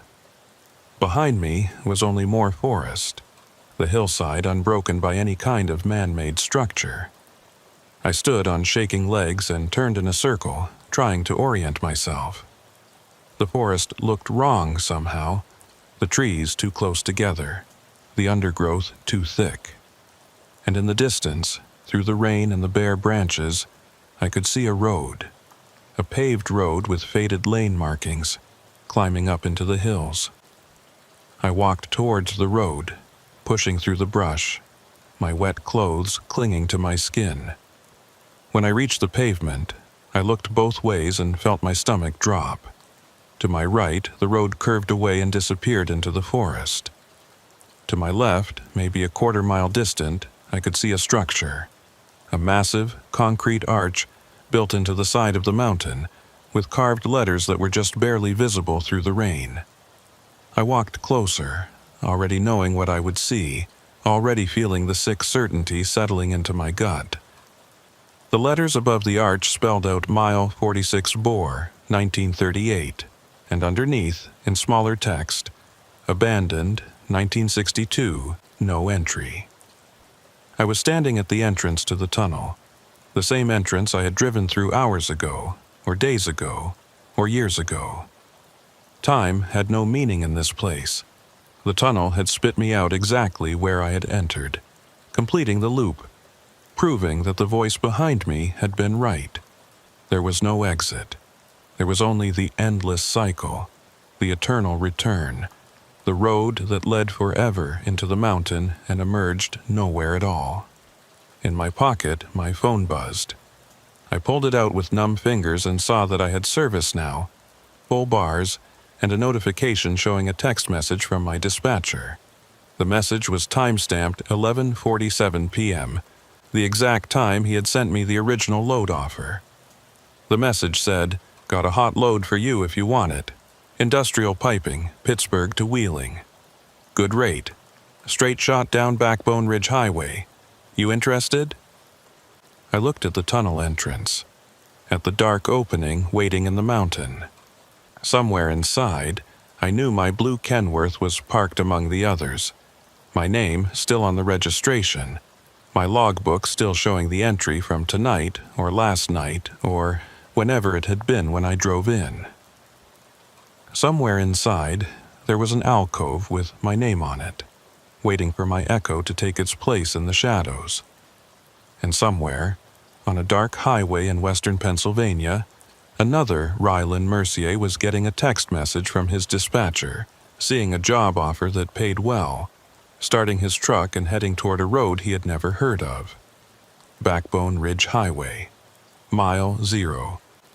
An alternate route that promised to save time, promised to get him to his destination faster, promised nothing but an easy drive through the mountains. I put my phone back in my pocket. The rain was getting heavier, and the temperature was dropping. I needed to find shelter, needed to figure out where I was and how to get back to civilization. But first, I walked up to the tunnel entrance and stood looking into the darkness. I could hear that sound again, that low electrical hum, the breathing of the mountain. And I could hear voices faint and distant, calling out from somewhere deep inside. One of those voices was mine, one of those echoes standing in an alcove, waiting in the shadows, watching for headlights to appear in the distance. One of those versions of me had stayed behind so that this version could walk out into the rain. Or maybe it was the other way around. Maybe the version in the tunnel was the real me, and the one standing here in the rain was just an echo, a copy that the mountain had made, a false memory of escape that would fade and disappear as soon as I walked far enough away. I turned and started walking down the road, away from the tunnel, following the faded pavement as it curved through the forest. Behind me, I heard the sound of an engine starting, that familiar diesel rumble, and I heard the hiss of air brakes releasing. I did not look back. I just kept walking, following the road wherever it led, while the rain fell harder and the darkness gathered in the trees, and somewhere in the mountain behind me, mile 46, Boar breathed in and waited for the next truck to arrive.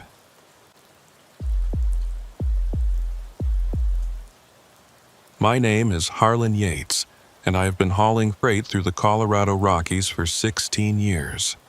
I know these mountains better than most people know their own neighborhoods. I know which passes close first when the snow starts, which truck stops have the best coffee at 3 in the morning, and which stretches of highway turn into skating rinks when the temperature drops below freezing. What I did not know, until a February night 2 years ago, was that some tunnels in these mountains are not maintained by any transportation department, and the things that do maintain them have been working in the dark for far longer than any road has existed. The run started normal enough. I picked up a load of mining equipment in Grand Junction, bound for operation outside of Leadville. Heavy machinery, drill components, ventilation systems, the kind of cargo that pays well because it is awkward and difficult to secure properly. The route was straightforward. Highway 70 east through Glenwood Canyon, then south on 91 through the high country. Winter driving in Colorado, but nothing I had not done 100 times before. I left Grand Junction at sunset, watching the last orange light fade from the canyon walls as I climbed into the mountains. The weather report had called for clear skies and cold temperatures, maybe dropping to 10 below zero by midnight.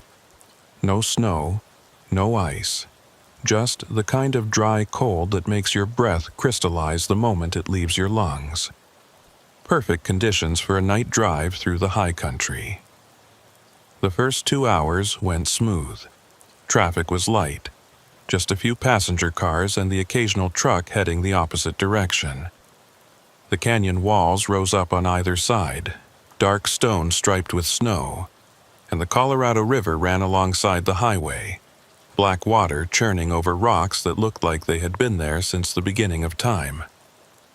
My headlights picked out mile markers and reflectors, and the engine hummed steady, pulling the heavy load up the long grades without complaint. Around 9 p.m., just past Vail, my CB radio crackled with a Colorado State Patrol announcement. Attention, all commercial vehicles. Highway 91 South is closed at Fremont Pass due to avalanche danger. Repeat, 91 is closed.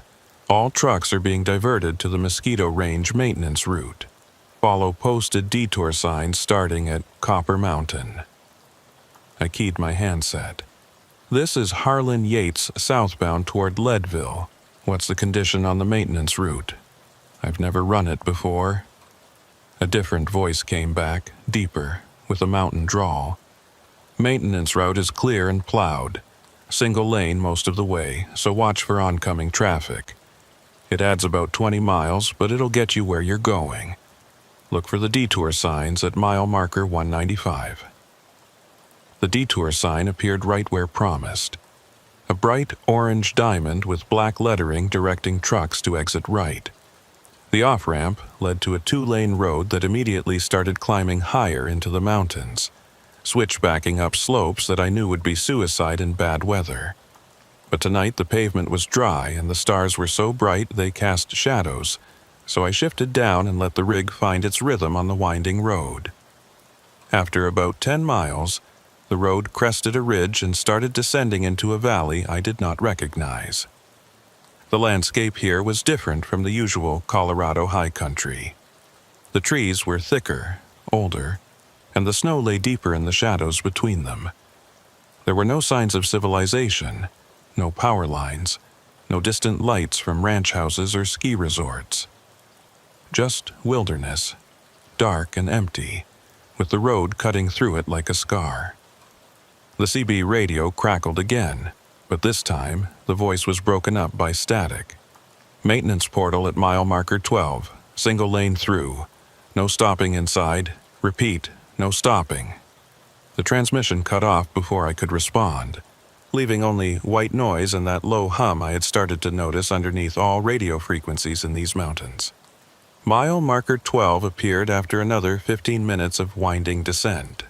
The marker was old, a wooden post with faded paint, and next to it stood a larger sign that I had to slow down to read in my headlights. Echo Maintenance Portal, built 1952, single lane, 2.4 miles, headlights required. Emergency parking bay at 1.2 miles.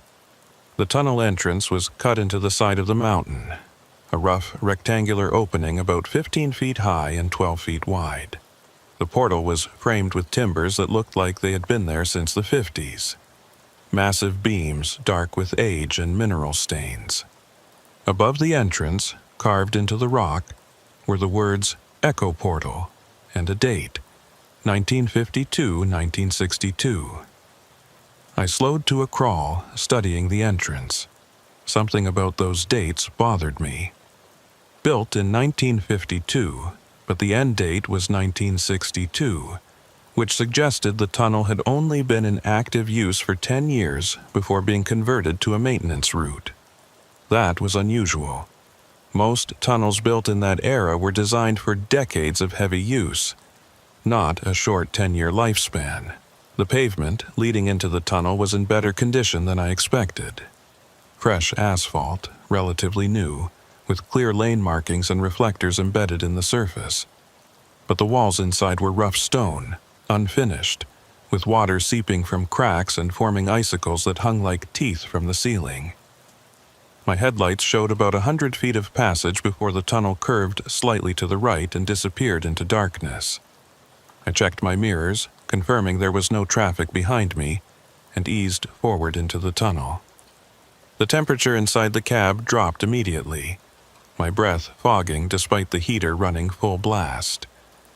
The engine sound changed too, becoming muffled and strange, like I was driving through a space much larger than the visible dimensions suggested. The first quarter mile was uneventful. The tunnel was straight, the walls steady, the ceiling high enough that I never worried about clearance. Every few hundred feet, there were old light fixtures mounted on the rock walls, but none of them were working.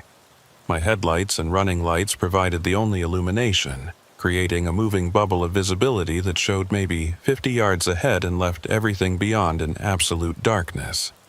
At what I estimated was the halfway point, I saw the emergency parking bay.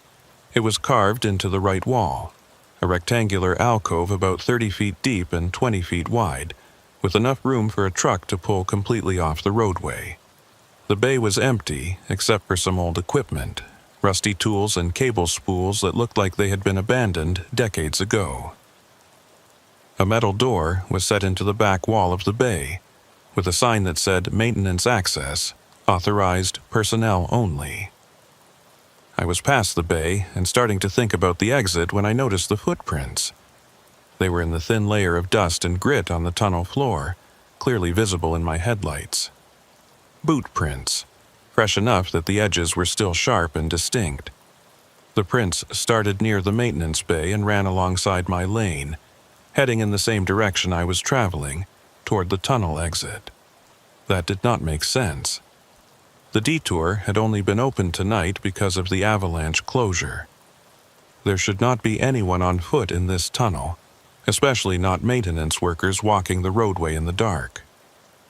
I slowed down, watching the footprints, and I noticed they were spaced wrong.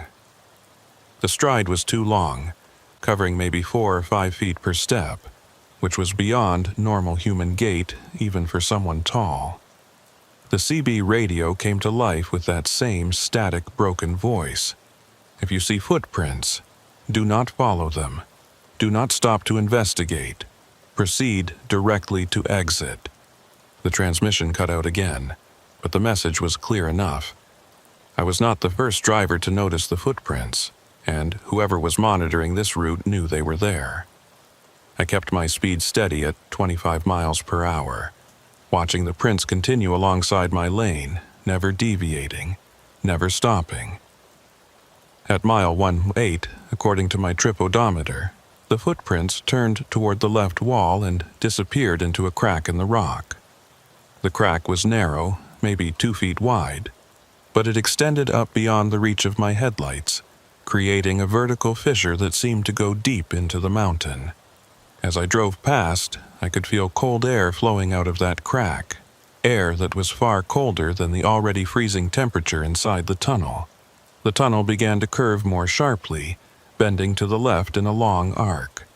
The walls closed in slightly and the ceiling lowered until I could see the rock surface just a few feet above my trailer.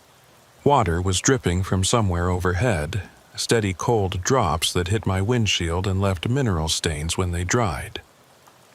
At mile 2.0, I saw the first anomaly. There was heat shimmer in the air ahead, the kind of distortion you see over hot pavement in summer. But the temperature in the tunnel was well below freezing, far too cold for any kind of natural heat shimmer.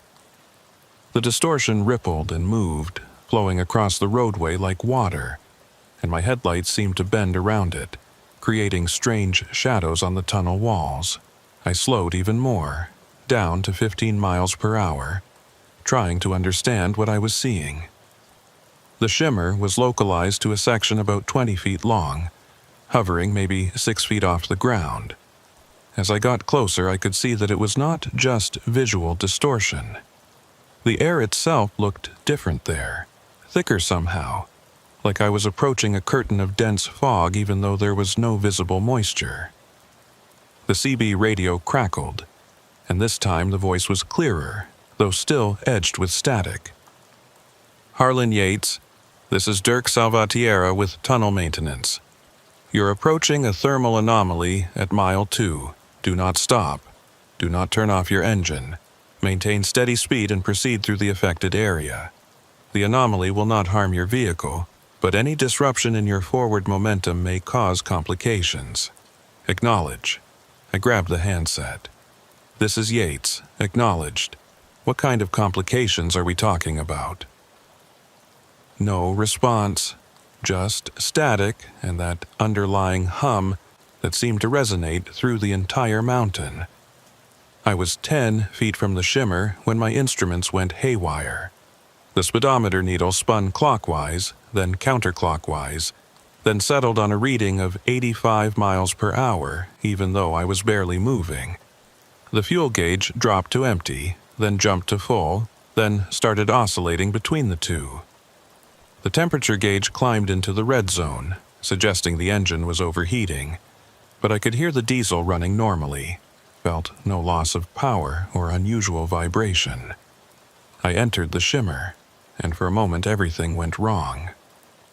The steering wheel turned ice cold under my hands, cold enough that I felt my skin sticking to the plastic. The windshield fogged over instantly, completely opaque, leaving me driving blind. The engine sound changed pitch, rising to a high whine that hurt my ears, and I felt the truck lurch sideways like something had shoved it from the side, even though I had not touched the wheel. Then I was through. The shimmer was behind me in my mirrors, still rippling and flowing across the roadway. My instruments returned to normal readings. The windshield cleared as quickly as it had fogged. The steering wheel warmed back to ambient temperature. But I was shaking, my heart pounding, and I could taste copper in my mouth like I had bitten my tongue. The tunnel exit appeared ahead, a circle of black night visible beyond the rough stone portal. I accelerated toward it, eager to be out of this mountain and back on normal highway. But as I approached the exit, I saw something that made me hit the brakes. There was a truck parked just outside the tunnel mouth, pulled off to the right on what looked like a gravel shoulder. The truck was a maintenance vehicle, an older model flatbed with equipment racks and a crew cab. Its lights were on, and someone was standing in the headlight beams, waving at me. As I got closer, I could see it was a man in a highway department uniform, heavy winter coat with reflective striping, hard hat, work gloves. I rolled down my window as I pulled alongside him, the cold night air rushing in. The man walked up to my door, and I got my first clear look at his face. He was maybe 40, weathered from years of outdoor work, with a thick beard and eyes that reflected my running lights with an odd greenish cast. "Harlan Yates," he said, his breath steaming in the frigid air. "I'm Dirk Salvatierra, tunnel maintenance supervisor. We need to talk about what you just drove through." I nodded, still trying to shake off the disorientation from the thermal anomaly. "That shimmer back there, what was it?" Dirk looked back at the tunnel entrance, and something in his expression made my chest tighten. "That's the problem," he said. "According to our instruments, there shouldn't be anyone in the tunnel right now. Our sensors show the portal is empty. No vehicles, no heat signatures, nothing. But I've been monitoring the radio traffic and I heard your transmissions. So, either our sensors are malfunctioning, or you're driving through something that our equipment can't detect." I felt a chill that had nothing to do with the temperature. "What do you mean, can't detect? I just drove 2.5 miles through your tunnel." Dirk pulled a tablet from his coat pocket and held it up so I could see the screen. It showed a schematic of the tunnel, a simple line drawing with distance markers and sensor locations. The entire tunnel was shaded green, which according to the legend meant clear, no vehicles present. "This is our monitoring system," Dirk said. "It uses thermal imaging, motion sensors, and pressure plates embedded in the roadway. Nothing gets through Echo Portal without us knowing about it. But right now, at this exact moment, the system says the tunnel is empty and has been empty since we opened it for the detour 3 hours ago." I looked at the tunnel entrance behind me, then back at Dirk. "That's impossible. I just came from Grand Junction. I followed your detour signs. I drove through that tunnel and I saw footprints and that heat shimmer and my instruments went crazy and—" "I believe you," Dirk interrupted. "That's why I'm here. Because this isn't the first time this has happened. And I need to ask you some questions before you drive away. Because once you leave this location, things get complicated." He walked around to my passenger side and climbed up into the cab without waiting for an invitation. As he settled into the seat, I noticed that his highway department uniform looked wrong somehow. The patches were faded, the material worn thin, and when he took off his gloves, I saw his hands were covered in old scars, the kind that come from years of hard physical labor. "How long have you been working maintenance on this tunnel?" I asked. Dirk looked at me for a long moment before answering. 10 years, he said. "Since the night I drove through on a detour just like yours, and found out that sometimes the tunnel you enter is not the same tunnel you exit." Dirk Salvatierra sat in my passenger seat, his weathered face lit by the glow of my dashboard instruments. He had the tablet in his lap, and he was scrolling through screens of data that made no sense to me. Temperature readings and motion sensor logs and timestamps that seemed to overlap in impossible ways. Outside the cab, the night was still and cold, the kind of mountain silence that feels like the whole world is holding its breath. 10 years, I said, repeating his words back to him. "You've been working maintenance here for 10 years because you drove through on a detour." Dirk nodded without looking up from the tablet. February 18th, 2015. I was hauling lumber from Glenwood Springs to Buena Vista. Same setup as you, avalanche closure on 91, detour through Echo Portal. I came out the other side and found a maintenance supervisor waiting for me, just like I'm waiting for you now. His name was Jude Kitteridge. He told me the same thing I'm about to tell you, that I had driven through something that shouldn't exist, and that from now on, I was part of the maintenance crew whether I wanted to be or not. I felt my hands tighten on the steering wheel. That's insane. You can't just conscript someone into working a tunnel because they drove through it. "You're right," Dirk said, finally looking at me. "It is insane, but it's also true. Here's what's going to happen, Harlan. You're going to drive away from here, deliver your load to Leadville, go home to wherever home is, and live your normal life. But once a month, maybe twice a month, you're going to get a message on your CB radio, Channel 9, usually late at night. The message will tell you that Echo Portal needs maintenance, and you'll drive here and spend a few hours checking sensors and recording data and walking the tunnel with a flashlight. And you'll do it because something inside you will know that if you don't, the tunnel stops being maintained. And when tunnels like this stop being maintained, they start doing things. What kind of things? I asked. Dirk pointed at the tablet screen. See these temperature readings? The tunnel is supposed to maintain a constant 45 degrees Fahrenheit year-round. That's standard for mountain tunnels this deep, insulated by thousands of feet of rock. But Echo Portal doesn't follow standard physics. The temperature inside fluctuates wildly, dropping to -40 in some sections, jumping to over 100 in others.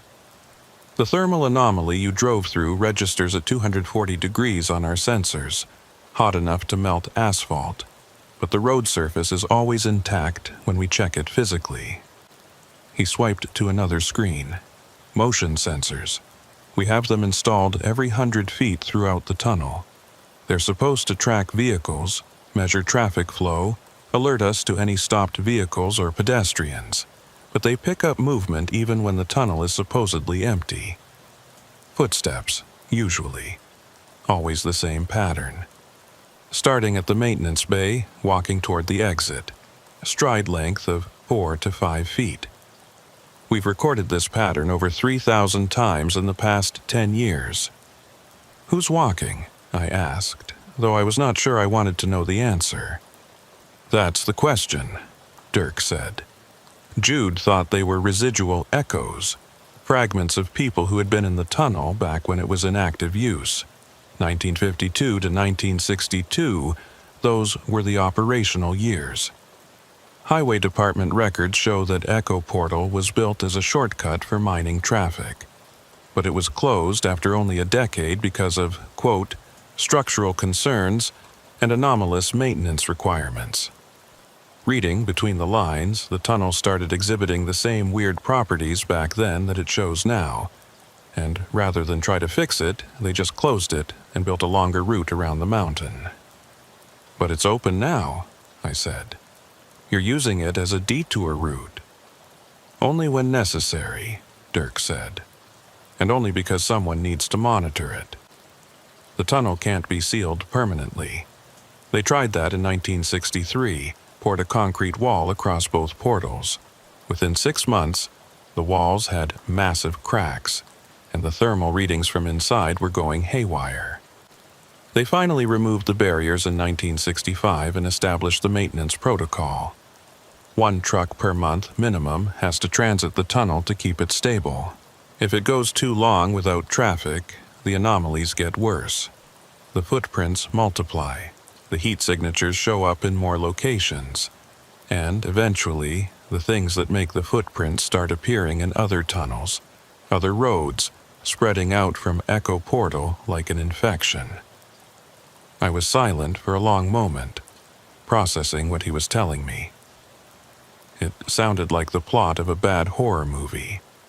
Except I had just driven through that tunnel, felt my instruments go crazy, seen the footprints with my own eyes. I could not dismiss it as fantasy when the evidence was still fresh in my memory.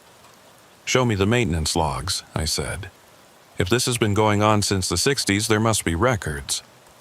Dirk hesitated, then nodded. He tapped the tablet screen several times, bringing up a document that looked like it had been scanned from old paper records. The header read, Echo Portal Maintenance Log, Department of Highways Restricted Access. The first entry was dated March 3, 1965, written in careful handwriting that had been preserved through the digital scanning. Removed concrete barriers from both portals as per directive. Tunnel interior shows signs of thermal damage despite ambient temperature remaining constant at 43 degrees. Found footprints and dust on roadway, origin unknown. Recommend establishing monitoring protocol. I scrolled through more entries, watching the dates advance through the 60s and 70s. The handwriting changed as different maintenance supervisors took over, but the reports were consistent. Monthly inspections, temperature anomalies, unexplained footprints, occasional equipment malfunctions, and always, at the end of each report, a note about the number of transits that month. 2 trucks through this month. Anomalies within acceptable range. No traffic for 6 weeks. Temperature fluctuations increasing. Recommend scheduling transit soon. The entries from the 80s were more detailed, as if the maintenance supervisors were starting to understand what they were dealing with. The tunnel requires regular traffic to remain stable. Current theory. The construction process in 1952 intersected with some kind of natural geological formation, possibly a cave system or geothermal feature that creates the observed anomalies. Regular vehicle traffic appears to disrupt or dampen these effects. Without traffic, the formation becomes more active. But it was the entries from the 90s that made my skin crawl. The handwriting changed again, becoming rushed and less careful, and the tone of the reports shifted from scientific observation to something more desperate. November 12, 1994. No traffic through portal for 3 months due to road construction on access routes. Temperature readings show sustained periods above boiling point in multiple locations. Motion sensors recording continuous movement. Multiple entities. Stride patterns inconsistent with human gait. Maintenance crew refuses to enter tunnel without armed escort. Strongly recommend emergency transit to stabilize conditions. November 18, 1994. Emergency transit completed. Single tanker truck, driver name withheld per privacy regulations. Driver reported no unusual observations during transit, but post-transit interview revealed memory gaps and confusion about elapsed time. Tunnel sensors show temperature normalization within 24 hours of transit. Footprint patterns reduced to baseline levels. Crisis averted, but long-term solution needed. December 2, 1994. Meeting with State Transportation Department regarding Echo Portal status. Proposal to permanently close tunnel rejected due to concerns about anomaly spread. New protocol established. Minimum 2 transits per month. Drivers to be recruited from existing commercial traffic using detour signs. Volunteer basis preferred, but conscription authorized if necessary to maintain safety. I looked up from the tablet, meeting Dirk's eyes. Conscription. They actually wrote that in an official document. They had to, Dirk said. After 994, they realized that letting the tunnel go dormant was worse than keeping it active. But they couldn't just open it to regular traffic, couldn't put it on maps or GPS systems, because too many people would use it, and eventually someone would be inside during one of the worst anomalies. So they created the detour system. Fake avalanche closures, temporary road construction, any excuse to route a single truck through at controlled times. The driver thinks they're taking a shortcut. The tunnel gets its required transit, and the anomalies stay manageable. And the drivers who go through become part of the maintenance crew, I said. Only some of them, Dirk corrected. Most drivers transit without ever knowing anything was unusual. Their instruments might flicker, they might feel a moment of disorientation, but they come out the other side and go on with their lives. But every so often, maybe one driver out of 50, something different happens. They see too much, notice too many details, or the tunnel itself decides to reveal more to them. Those are the ones who become maintainers, the ones like you and me.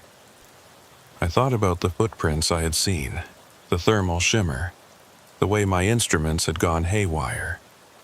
How do you know I'm one of them? Maybe I'm like the other 49 and I'll just drive away and forget about this. Dirk smiled, but there was no humor in it. Because you're still here. Because you let me into your cab. Because you're asking questions instead of calling me crazy and leaving. The drivers, who aren't meant to know, they get uncomfortable when I approach them.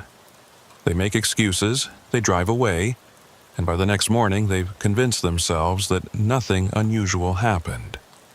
But you want to understand. And that's the difference. That's how the tunnel chooses. He handed me the tablet. Take this with you. All the maintenance logs are on here, along with the sensor access codes and the contact information for the other maintainers. There are 6 of us currently active, though Jude Kitteridge hasn't responded to calls in over a year, so maybe 5. We coordinate the scheduled transits, monitor the anomaly levels, and go in for physical inspections when the sensors show something that needs attention. Physical inspections, I repeated. You mean walking through the tunnel? When necessary, Dirk said. Usually it's not. Usually the transits are enough to keep things stable, but sometimes the sensors pick up readings that don't match any known pattern, or the footprints appear in places they shouldn't be able to reach, or we get reports from drivers about things we need to verify. That's when someone has to go in on foot with a flashlight and a radio and hope that whatever is making the footprints doesn't decide to make itself visible. Has anyone ever seen them? I asked. The things that make the footprints. Dirk was quiet for a moment, staring out the windshield at the dark tunnel entrance. Jude said he saw something once back in 2008. He was doing a midnight inspection, walking from the maintenance bay toward the exit when his flashlight died. He said he stood there in the complete darkness, and he felt something walk past him. Not brush against him, not touch him, just walk past. Close enough that he could feel the displacement of air. He said it was breathing, or making a sound like breathing, but the rhythm was wrong. Too slow, too deep, like lungs the size of oil drums filling and emptying.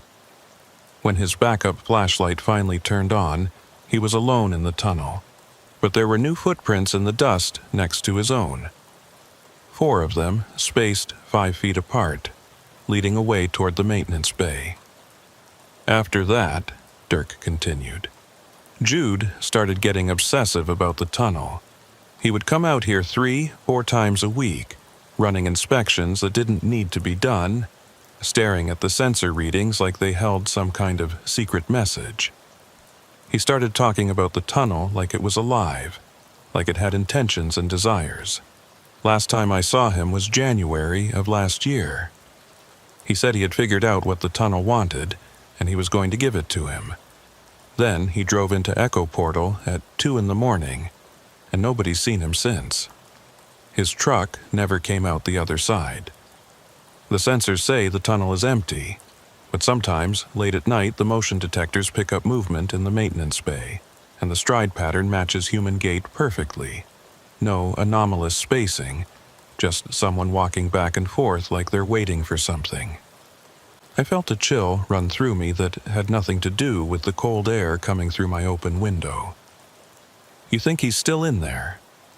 I think something that used to be him is still in there, Dirk said. Whether it's an echo or a ghost or something else, I don't know. But the tunnel doesn't let go of people easily. That's why we maintain it. That's why we keep the transits regular and monitor the sensors and go in for inspections when we have to. Because if we stop, if we let it go dormant again, then whatever happened to Jude might start happening to other people, in other tunnels, on other roads. He reached for the door handle, preparing to climb down from my cab. You'll get your first call in about 3 weeks. Channel 9, late night, probably when you're halfway through some other run. The voice will tell you that Echo Portal needs a transit, and you'll know to come here. Bring a notebook, start keeping your own logs. And whatever you do, don't go into the maintenance bay. That's where Jude always said the footprints started, and that's where they always lead back to. Something in there is watching, and the more attention you give it, the more interested it becomes in you. Dirk climbed down from the cab and closed the door. Through my window, he gave me a small wave, then walked back to his maintenance truck. I watched him drive away, his taillights disappearing around a curve in the mountain road, leaving me alone with my idling engine and the dark tunnel entrance behind me. I looked at the tablet he had left on my passenger seat. The screen was still showing the maintenance logs, and I scrolled through a few more entries, reading reports from the 2000s and 2010s. The tone had changed again in recent years, becoming more clinical, more resigned. These were people who had accepted that they were maintaining something they did not understand, following protocols that might not even be working, but doing it anyway because the alternative was worse. The last entry was dated 3 days ago, written by Dirk. Regular transit completed. Temperature readings normal. Motion sensors show baseline activity. Footprint pattern observed in maintenance bay, consistent with previous observations. No visual contact. Tunnel remains stable for now. Next scheduled transit in 4 weeks, unless anomaly levels increase. Current maintainer roster: Salvatierra, Yates, Brennan, Ortega, Pacheco. Kittredge status unknown. My name was already in the log. I had become part of the maintenance crew the moment I drove through Echo Portal, whether I wanted to be or not. I put the truck in gear and started driving toward Leadville, leaving the tunnel behind me. But I knew I would be back. In 3 weeks or 3 months, whenever the call came through on Channel 9, I would return to this mountain, drive through that dark passage, and add my own observations to the logs that stretched back 60 years. Because Dirk was right.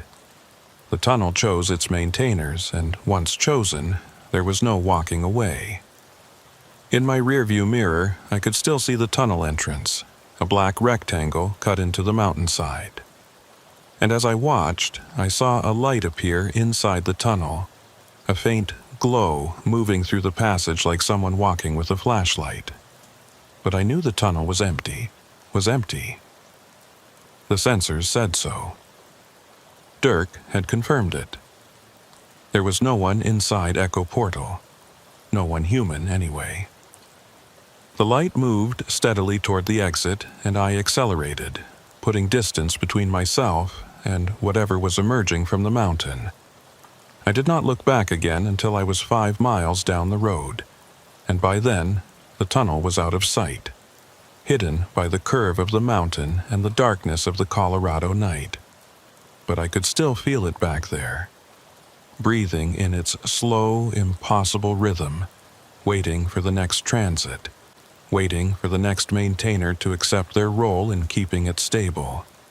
And I knew that 3 weeks from now, when my CB radio crackled to life on Channel 9, I would turn my truck around and drive back to Echo Portal, because that is what maintainers do. We keep the tunnel breathing. We keep the footprints contained. And we pray that whatever makes them never decides to walk out into the world beyond the mountain. 3 weeks and 2 days after my first transit through Echo Portal, the call came exactly as Dirk had predicted. I was hauling refrigerated goods from Denver to Durango, halfway through the run, approaching midnight on a clear, cold night. The CB radio crackled on Channel 9, and a voice I did not recognize said simply, "Echo Portal requires maintenance. Respond if you can transit within 6 hours." I keyed the handset. "This is Harlan Yates. I can be there by 4 a.m. "Acknowledged," the voice said. "Temperature readings are elevated in Sector 3.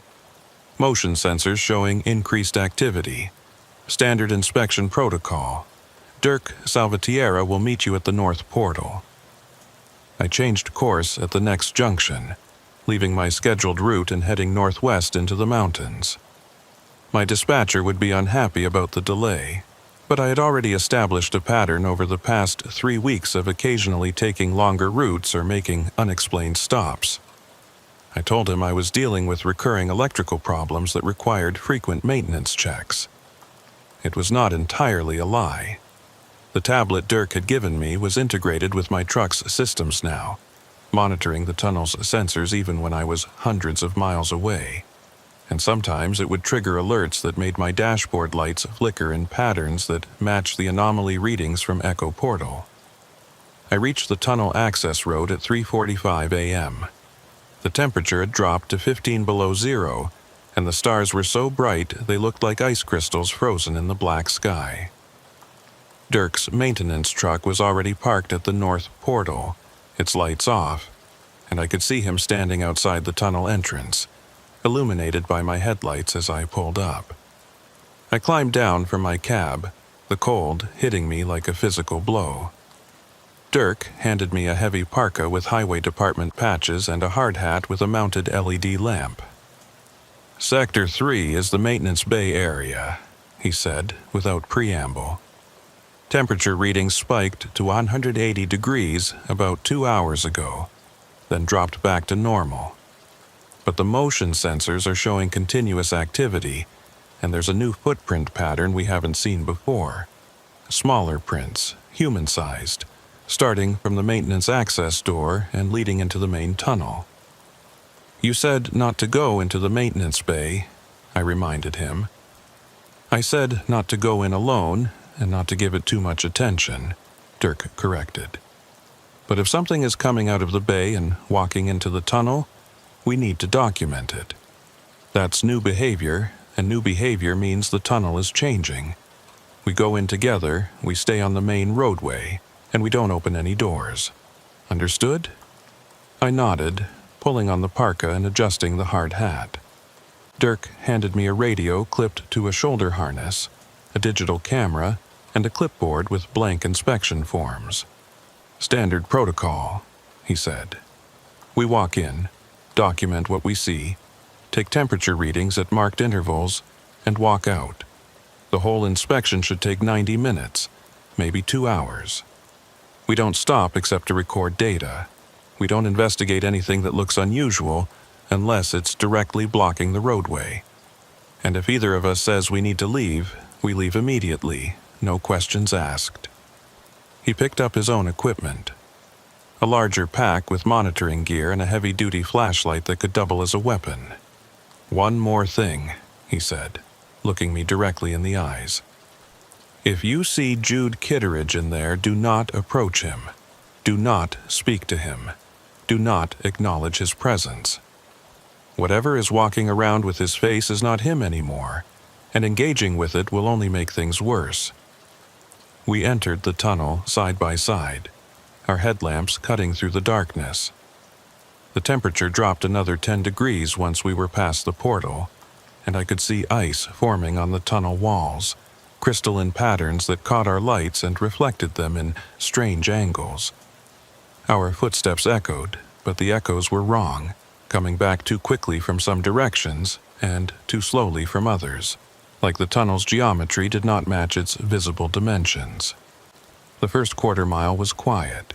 We stopped every 100 yards to check temperature sensors embedded in the walls, comparing the digital readings on Dirk's tablet with the mechanical backup thermometers mounted in protective housings.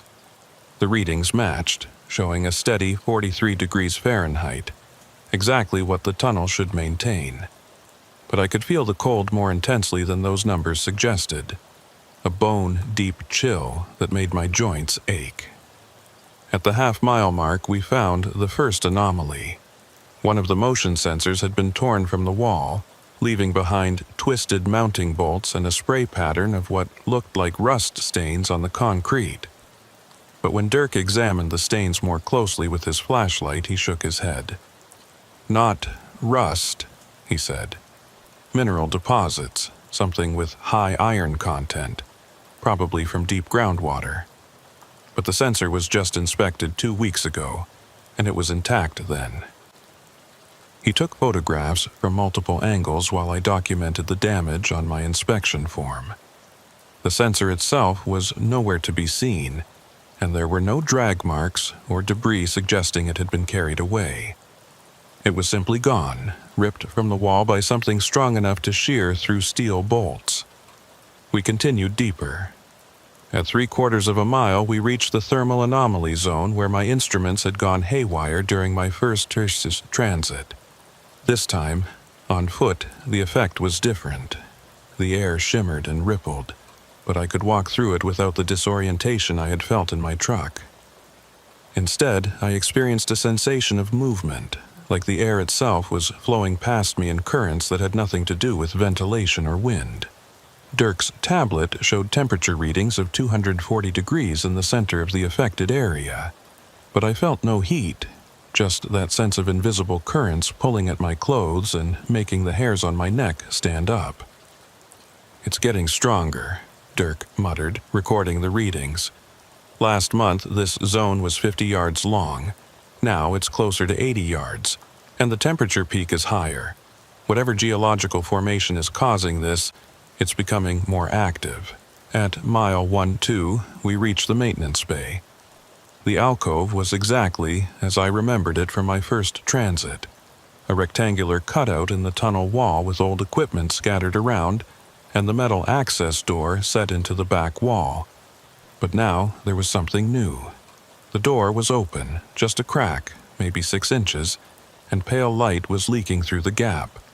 Not electric light, not the warm glow of work lamps, but something cold and greenish like bioluminescence or foxfire.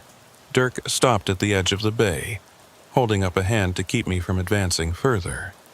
He pulled out his tablet and checked the sensor readings. "Motion detector shows activity inside the access corridor," he said quietly. "Something moving, consistent pattern, back and forth like pacing. But the thermal imaging shows nothing. No heat signature, no body temperature, just ambient stone temperature of 48 degrees. How can something be moving without producing heat?" I asked. "It can't," Dirk said. "Not if it's alive in any conventional sense. But the footprints are there, look." He pointed his flashlight at the floor of the bay, and I saw them clearly. Boot prints in the dust, fresh enough that the edges were sharp, leading from the access door out onto the main roadway. The prints were smaller than the anomalous ones I had seen during my first transit. These were normal-sized, maybe a man's size 10 or 11. And they led directly out of the bay, crossed the roadway, and stopped at the opposite wall, where they simply ended as if the person making them had walked directly into solid stone. Dirk took photographs while I measured the prints and recorded their dimensions. The tread pattern was distinctive, a work boot with a grid pattern that looked like it belonged to heavy-duty hiking or construction footwear. I had seen that pattern before, though I could not immediately place where. "We need to check the access corridor," Dirk said, though I could hear the reluctance in his voice. "New protocol. If there's evidence of movement inside the maintenance areas, we document it. We don't have to go in deep, just far enough to see what's beyond the door." He approached the metal door slowly, keeping his flashlight trained on the gap. I followed, my heart pounding, every instinct telling me this was a bad idea. The greenish light from inside pulsed slightly, brightening and dimming in a rhythm that might have been random or might have been deliberate. As we got closer, I could hear sound from beyond the door. Not footsteps, not voices, but a low vibration, almost subsonic, that I felt in my chest more than heard with my ears. Dirk reached the door and carefully pulled it wider, revealing the corridor beyond. It was rough stone, unfinished, with timber supports that looked like they dated back to the original construction in 1952. The corridor extended about 30 feet before opening into a larger space, and the greenish light was coming from that larger space, pulsing and shifting. The vibration grew stronger as the door opened, and I realized it matched the rhythm I had felt during my first transit. The same pulse as the thermal anomaly, the same breathing rhythm that Dirk said Jude had heard in the darkness. The footprints continued into the corridor, and now I could see that there were multiple sets, overlapping, as if several people had been walking back and forth. Some of the prints were older, nearly faded, while others looked like they had been made minutes ago. And at the far end of the corridor, silhouetted against the greenish light, I saw a figure standing motionless. The figure was man-shaped, wearing what looked like a maintenance uniform similar to the one Dirk wore. But something was wrong with the proportions. The arms were too long, hanging below the knees, and the head was tilted at an angle that suggested the neck was broken or the skull was deformed. As we watched, the figure raised one hand in a slow wave, the gesture mechanical and precise. "Jude," Dirk whispered, and I heard a note in his voice I had not heard before. Fear, yes, but also recognition and terrible sadness. The figure in the corridor began walking toward us, its gait wrong, legs moving in that too long stride I'd seen in the footprint patterns during my first transit. 4 feet per step, maybe 5, covering the distance quickly despite moving with an unhurried pace. The greenish light followed it, or came from it. I could not tell which, pulsing brighter with each footfall. Dirk grabbed my arm and pulled me back from the door. "Close it," he said urgently. "Close it now, and we leave. Standard protocol, no engagement. We document and exit." I helped him push the metal door shut, and we heard the click of the latch engaging. But through the door, I could hear footsteps continuing, approaching the threshold, then stopping.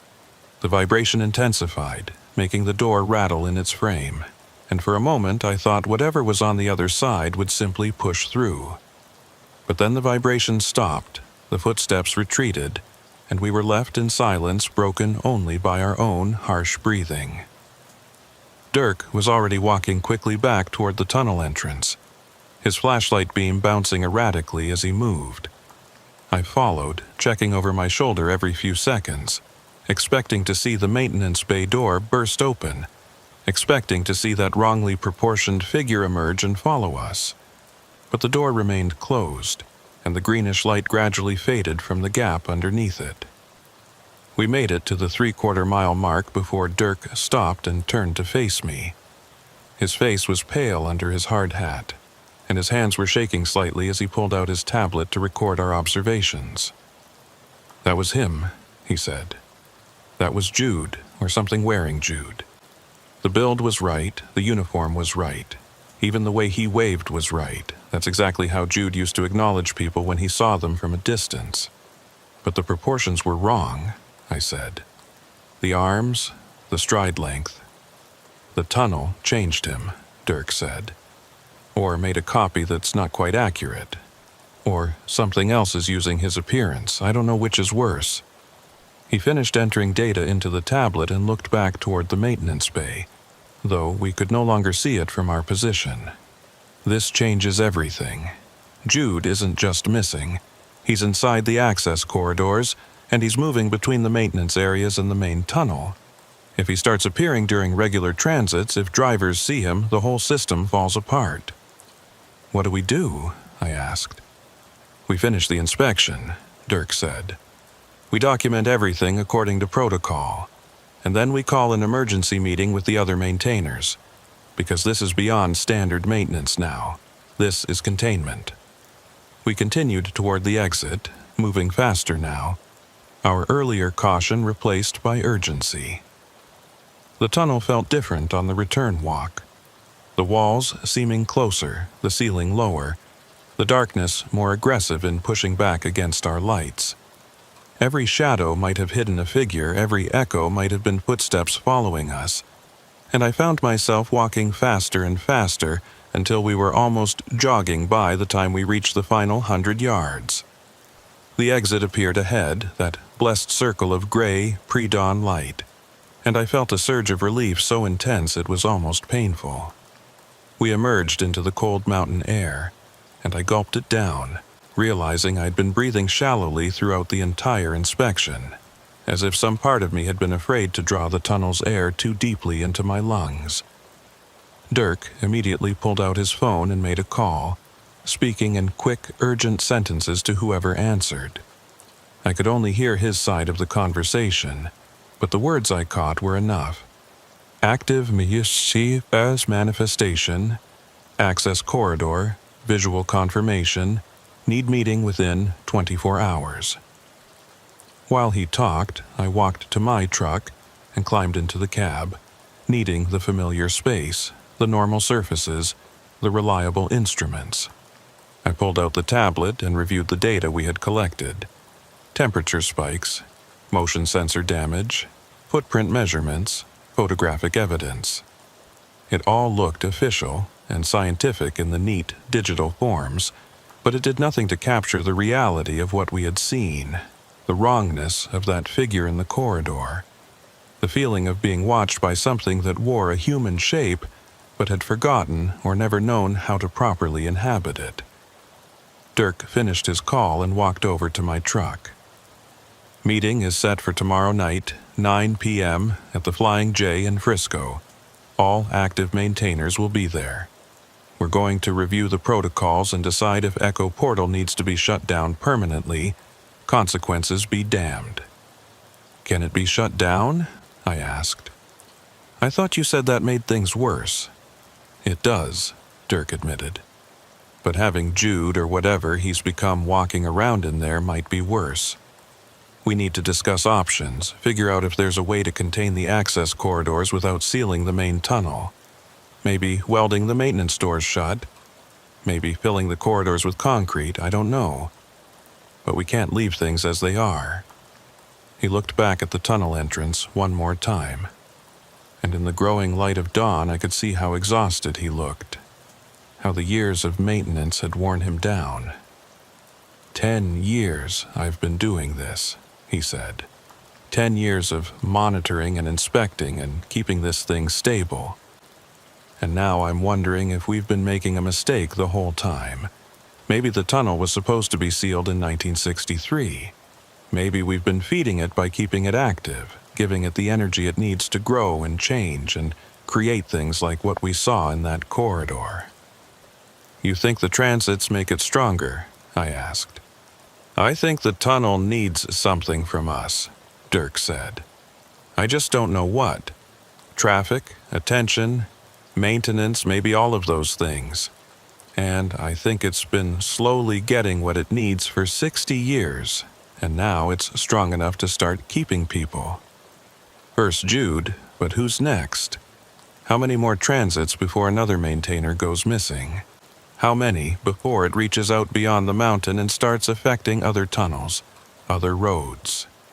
He walked back to his maintenance truck without another word, climbed in, and drove away, leaving me alone with the tunnel entrance and the morning light slowly painting the mountain peaks. I sat in my cab for a long time, staring at that dark opening in the rock, thinking about what I had seen in the access corridor. The figure had waved at us, a simple gesture, friendly almost, if you ignored the wrong proportions and the impossible stride. But I kept thinking about that wave, about how precise it was, how deliberate. It was not a threat, it was not a warning, it was an invitation. Jude Kittredge, or whatever wore his shape now, was inviting us to come deeper, to enter the access corridors, to see what he had seen and become what he had become. And some part of me, a part I was ashamed to acknowledge, wanted to accept that invitation, wanted to know what was beyond that greenish light, what breathed in the rhythm of the mountain's pulse. I started my engine and drove away from Echo Portal, but I knew I would be back. Not just for the scheduled transits and inspections, but because the tunnel had shown me something, given me a glimpse of whatever existed in those maintenance corridors, and now I needed to know more. Dirk was right. We might have been feeding the tunnel all these years, but the tunnel had been feeding something to us as well. Small pieces of knowledge, tiny revelations, hints of a truth that existed beneath the mountain. And once you started consuming that truth, once you took even the smallest bite, you could never stop being hungry for more. The meeting at the Flying J in Frisco brought together 5 maintainers, though Dirk had said there should be 6. We sat in a back corner booth at 9 p.m., far from the other truckers and travelers, our faces lit by the harsh fluorescent lights overhead. Dirk made introductions quickly. There was myself, newest to the crew. Brennan, a woman in her 50s who had been maintaining Echo Portal for 7 years after a winter transit gone wrong. Ortega, a younger guy maybe 30 years old, 3 years of maintenance work, still visibly nervous about the whole situation. And Pacheco, the oldest of us, pushing 70, who had been recruited back in 98. 98, shh, and had seen more anomalies than the rest of us combined. Jude Kitteridge's seat remained empty, a 6th coffee cup sitting untouched in front of the vacant space. Dirk laid out the situation with brutal efficiency. The inspection findings, the open maintenance door, the figure in the access corridor, the visual confirmation that matched Jude's appearance but with those wrong proportions. He showed the photographs on his tablet, and I watched the others' reactions. Brennan's face went pale. Ortega actually pushed back from the table, hands shaking. Only Pacheco seemed unsurprised, nodding slowly as if this was something he had been expecting. "We knew this would happen eventually," Pacheco said when Dirk finished. His voice was rough, weathered by decades of mountain driving. Jude was getting too close. He spent too much time in the tunnel, paid too much attention to the patterns, started treating it like something he could understand instead of something he should respect and avoid. The tunnel took him because he invited it to. "What do you mean, invited it?" I asked. Pacheco leaned back in the booth, his coffee untouched. "The tunnel operates on attention. The more you focus on it, the more you try to understand it, the more it reveals itself to you. That's how it recruits maintainers in the first place. Most drivers pass through and forget. But some of us notice too much, ask too many questions, and then we're hooked. We become part of the maintenance crew because we can't let it go." Jude took that further than anyone should. He started keeping his own logs, separate from the official records. He would go into the tunnel during off hours, sometimes spending 12 hours straight walking the passages, taking readings, mapping the access corridors. "I didn't know there were multiple access corridors," Brennan said. "There are at least 7 that we know of," Pacheco replied. "One at the maintenance bay, which is the only one we monitor regularly, but there are others at various points throughout the tunnel, hidden behind panels or concealed in shadow alcoves. Jude found them over the years, marked them in his private logs. He believed they formed a network, a system of passages that extended deep into the mountain, possibly connecting to natural cave formations or old mining shafts from before the tunnel was built." Dirk was staring at Pacheco with an expression I could not quite read. "You knew about this. About Jude's private investigation. Why didn't you report it?" "Because I understood what he was doing," Pacheco said. "Same thing all of us are doing, just more intensive. Trying to figure out what we're maintaining, what we're feeding with our transits and inspections. The official logs treat Echo Portal like a standard infrastructure problem, temperature anomalies and sensor malfunctions. But you've all felt it. You know there's something else going on, something the reports don't capture." He pulled out a worn notebook from his jacket pocket and laid it on the table. The cover was stained and dog-eared, filled with handwritten notes and sketches. "Jude gave me this 3 months before he disappeared. Said it was his backup copy, in case something happened to him. He made me promise I would only share it if he didn't come back, and that I would make sure whoever read it understood the risks of knowing too much." Dirk reached for the notebook, but Pacheco held it back. "Before you look at this, you need to understand something. The tunnel is not a passive thing. It's not just a geological formation that happens to produce weird readings. It responds to observation. The more we study it, the more we try to document and understand it, the more active it becomes. Jude's theory was that the tunnel is some kind of interface, a place where our reality intersects with something else. and our attention is what powers that intersection. Every transit, every inspection, every moment of focused observation feeds energy into the interface and makes it stronger. "That's insane," Ortega said, but his voice lacked conviction. "Is it?" Pacheco asked. "Think about the pattern. The tunnel was built in 1952, probably intersecting with something that was already there, some natural formation. For 10 years it operated normally, or close to normal. Then the anomalies started, and by 1962 they had to close it. They tried sealing it in 1963, and what happened? The anomalies got worse, spreading beyond the tunnel boundaries. So they opened it back up and established the maintenance protocol. Regular transits, minimal but consistent traffic, just enough attention to keep things stable but not so much that it grows out of control. And for 60 years that worked, until Jude decided to really pay attention, to study the tunnel seriously, and now look what's happened."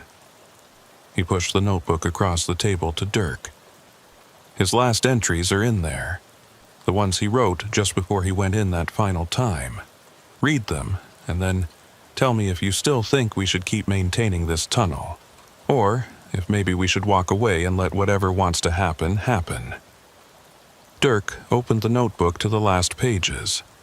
I could see Jude's handwriting, smaller and more cramped than in the earlier entries, as if he had been writing quickly or under stress. Dirk read silently for a long moment, his expression growing darker. Then he began reading aloud so the rest of us could hear. January 14th, 2024. I've been inside the access corridors for 6 hours now, deeper than I've ever gone before. The main maintenance corridor extends approximately 800 feet into the mountain before branching into 3 separate passages. I've designated them Alpha, Beta, and Gamma. Alpha leads upward at a 15-degree incline, possibly toward the mountain peak. Beta continues roughly horizontal, following what might be a natural fault line.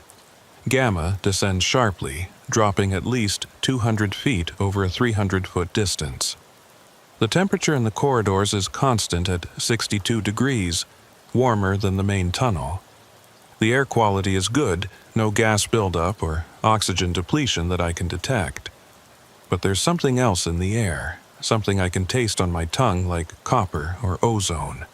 The vibration I've felt during previous visits is stronger here, almost painful, resonating in my chest and making it hard to breathe deeply. I've found evidence of previous human presence, tool marks on the walls, old wooden supports that predate the tunnel construction by decades, possibly from mining operations in the 1800s, and footprints in the dust, lots of them, various sizes and tread patterns, some very old and some that look recent. I can't tell if these are from other maintainers who explored these corridors and never reported it, or if they're from something else. Dirk paused, looking up at us. He's describing an exploration we have no official record of. 6 hours inside the access corridors alone, going deeper than anyone was authorized to go. "Keep reading," Pacheco said quietly. Dirk continued. January 15th, I went back into Gamma Corridor last night, following it down as far as I dared. The passage opens into a larger chamber approximately 400 feet below the main tunnel level. The chamber is natural, a limestone cavern with formations that suggest it's been here for thousands of years. But there are modifications, human-made structures integrated with the natural stone. Concrete platforms, metal railings, electrical conduits that don't connect to anything I can identify. The greenish light I've reported seeing near the maintenance bay access is stronger here. It's coming from the rock itself, or from something inside the rock. Bioluminescence is my best guess, but the spectrum is wrong. When I shine my flashlight on the glowing areas, they dim, as if they're sensitive to external light sources. And when I turn off my light and sit in the darkness, the glow intensifies and begins to pulse in that same rhythm I've been tracking, that slow, breathing pattern. I stayed in the chamber for 3 hours, just sitting and observing, and I started to understand something. The breathing isn't random, it's communicative. The pulses carry information, patterns within patterns, like a language or code. I don't have the tools to decode it properly, but I can feel the meaning, sense the intention behind it. The tunnel isn't trying to trap us or harm us. It's trying to show us something, teach us something, and the only way to learn is to go deeper, to spend more time in the presence of that pulsing light. Brennan interrupted. He's describing psychosis, hypoxia or carbon monoxide poisoning or something. You can't trust observations made in that state. Maybe, Dirk said, but there's more. He turned to the final entry. January 17th. This will be my last log entry before I go in for an extended stay. I've packed supplies for a week in the deep chamber. Water, food, batteries, extra equipment. I'm going to document the patterns fully, establish a proper baseline for the communication I've been sensing. The other maintainers won't understand this. They'll think I've lost perspective, become obsessed, but I haven't. I've just finally understood what we've been maintaining all these years. Echo Portal isn't a tunnel with anomalies. It's a doorway that we've been keeping partially open. Every transit, every inspection, every moment of attention we give it, we're preventing it from closing completely. And I think that's wrong. I think it needs to be allowed to open fully, to complete whatever process started when they blasted through the mountain in 1952 and accidentally intersected with that chamber below. The things that walk in the tunnel, the footprints with the wrong stride length, the figures that show up on motion sensors but not thermal imaging. Those aren't ghosts or echoes or anomalies. There's something trying to cross through the doorway, something that exists in the space on the other side. And they're not hostile. They're curious. They want to understand us as much as we want to understand them. The only way to establish communication is to meet them halfway, to go through the doorway and spend time on their side. I'm going to do that. I'm going down to the deep chamber, and I'm going to stay there until I understand what's happening, until I can communicate properly with whatever is producing that pulsing light. If I don't come back, it means I found something better on the other side. If I do come back, I'll have answers. Either way, don't come looking for me. Don't try to close the tunnel. Let it breathe. Let it become what it's trying to become. That's the real maintenance we should be doing, facilitating the transformation, not preventing it. Dirk closed the notebook and set it on the table. The silence in the booth was profound, broken only by the ambient noise of the truck stop around us, the muted conversations of other drivers, the hiss of the coffee maker, the distant rumble of engines. He went insane, Ortega said finally. Whatever he experienced in that chamber, it broke his mind and made him think he was communicating with something. Or he was right, I said, surprising myself with the words. What if he really was sensing something? What if the tunnel really is trying to communicate? All eyes turned to me, and I felt the weight of their attention. But I continued, because something about Jude's final entries resonated with my own experiences. I've only been through Echo Portal twice, once as a transit, once on foot. But both times I felt something, not just fear or disorientation, but a sense of presence, of being observed by something that was trying to understand me. When we saw that figure in the maintenance corridor, when it waved at us, that wasn't a threat. It was exactly what Jude said, curiosity, an attempt at contact. You can't seriously be considering this, Brennan said. I'm not saying we should follow Jude's path, I replied, but maybe we should reconsider our approach. We've been treating Echo Portal like a hazard to be managed, an infrastructure problem to be solved with monitoring and maintenance. What if that's wrong? What if it needs something different from us? Pacheco was nodding slowly. I've been thinking the same thing for years. The tunnel keeps calling us back. It recruits maintainers, creates situations that force us to return and pay attention to it. That's not random, that's intentional. It wants something from us, and until we figure out what that is, we're just going to keep repeating the same cycle. Dirk stood up abruptly, pacing beside the booth. This is exactly the kind of thinking that got Jude lost. You start anthropomorphizing the tunnel, attributing intentions and desires to what's probably just a weird geological formation, and the next thing you know, you're walking into a cave with a week's worth of supplies and planning to commune with glowing rocks. Then what's your alternative? I asked. We keep doing standard maintenance until another one of us disappears? We try to seal it again and risk the anomalies spreading?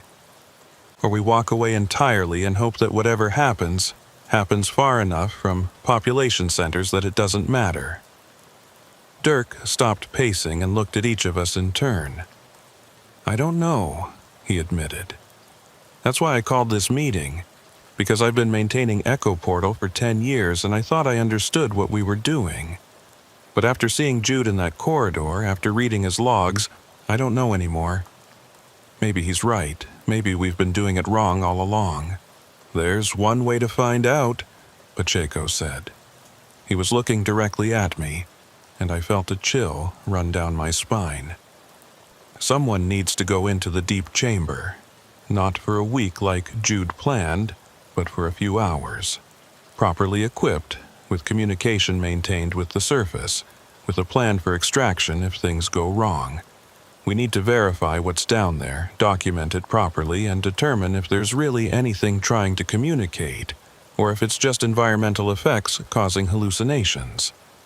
That's a suicide mission, Brennan said flatly. It's a controlled investigation, Pacheco corrected. And it's necessary. We can't keep operating on assumptions and fear. We need data. Real observations from someone who's willing to go deep enough to get answers but disciplined enough to come back out. Why are you looking at me? I asked, though I already knew the answer. Because you're the newest, Pacheco said. You don't have years of accumulated fear and preconceptions. You felt the presence, acknowledged it, but you haven't built up defensive mechanisms against it. That makes you the best candidate to establish contact, if contact is possible. And if it's not possible, if there's nothing down there but toxic gas and hallucinations, you're the most likely to recognize that and abort the mission before you end up like Jude. I looked around the table at the other maintainers. Dirk was staring at his coffee, unwilling to meet my eyes. Brennan looked like she wanted to argue but could not find the words. Ortega was pale, clearly relieved that the attention was not on him. Only Pacheco met my gaze directly, and I saw in his eyes something I had not expected. Hope. He genuinely believed that going into the deep chamber might provide answers, might change our understanding of what we were dealing with. If I do this, I said slowly, I need guarantees.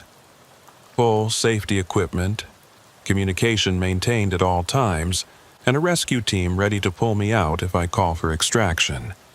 And I want access to all of Jude's logs, not just the final entries. Everything he documented about the access corridors and the deep chamber. Pacheco nodded. Agreed. We'll need a week to prepare. Gather the right equipment, establish a communication relay that can reach underground, brief you on everything Jude documented. The next scheduled maintenance window is in 6 days. We'll use that as our cover. Tell the official monitoring system that we're doing an extended inspection.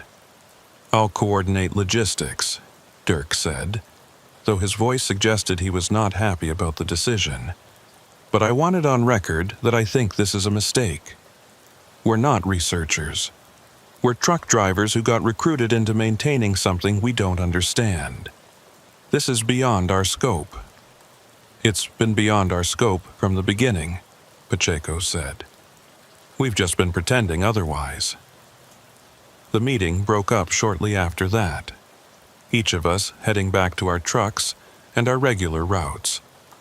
But we all knew we would be back at Echo Portal in 6 days, and that what happened there might change everything, or end everything, or reveal that there was nothing to change or end, just an empty chamber and the echoes of Jude's deteriorating mind. I spent the next 6 days running my normal loads, but I could not focus on the work. My mind kept drifting back to Jude's logs, to his description of the deep chamber and the pulsing light, to the idea that something beneath the mountain was trying to communicate across some fundamental barrier between realities. I told myself it was probably nothing, probably just gases or radiation or some other environmental factor that created hallucinations. But I could not shake the memory of that figure in the maintenance corridor, the way it had waved at us, the deliberate nature of that gesture. On the 6th night, I drove back to Echo Portal. The others were already there, Dirk's maintenance truck and Pacheco's rig parked outside the north portal. They had brought equipment, more than I expected.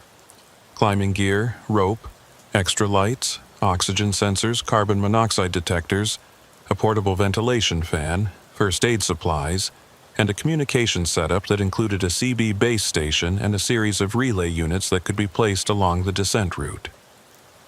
Pacheco handed me a climbing harness and a hard hat with multiple light sources. "We've been testing the relay system," he said.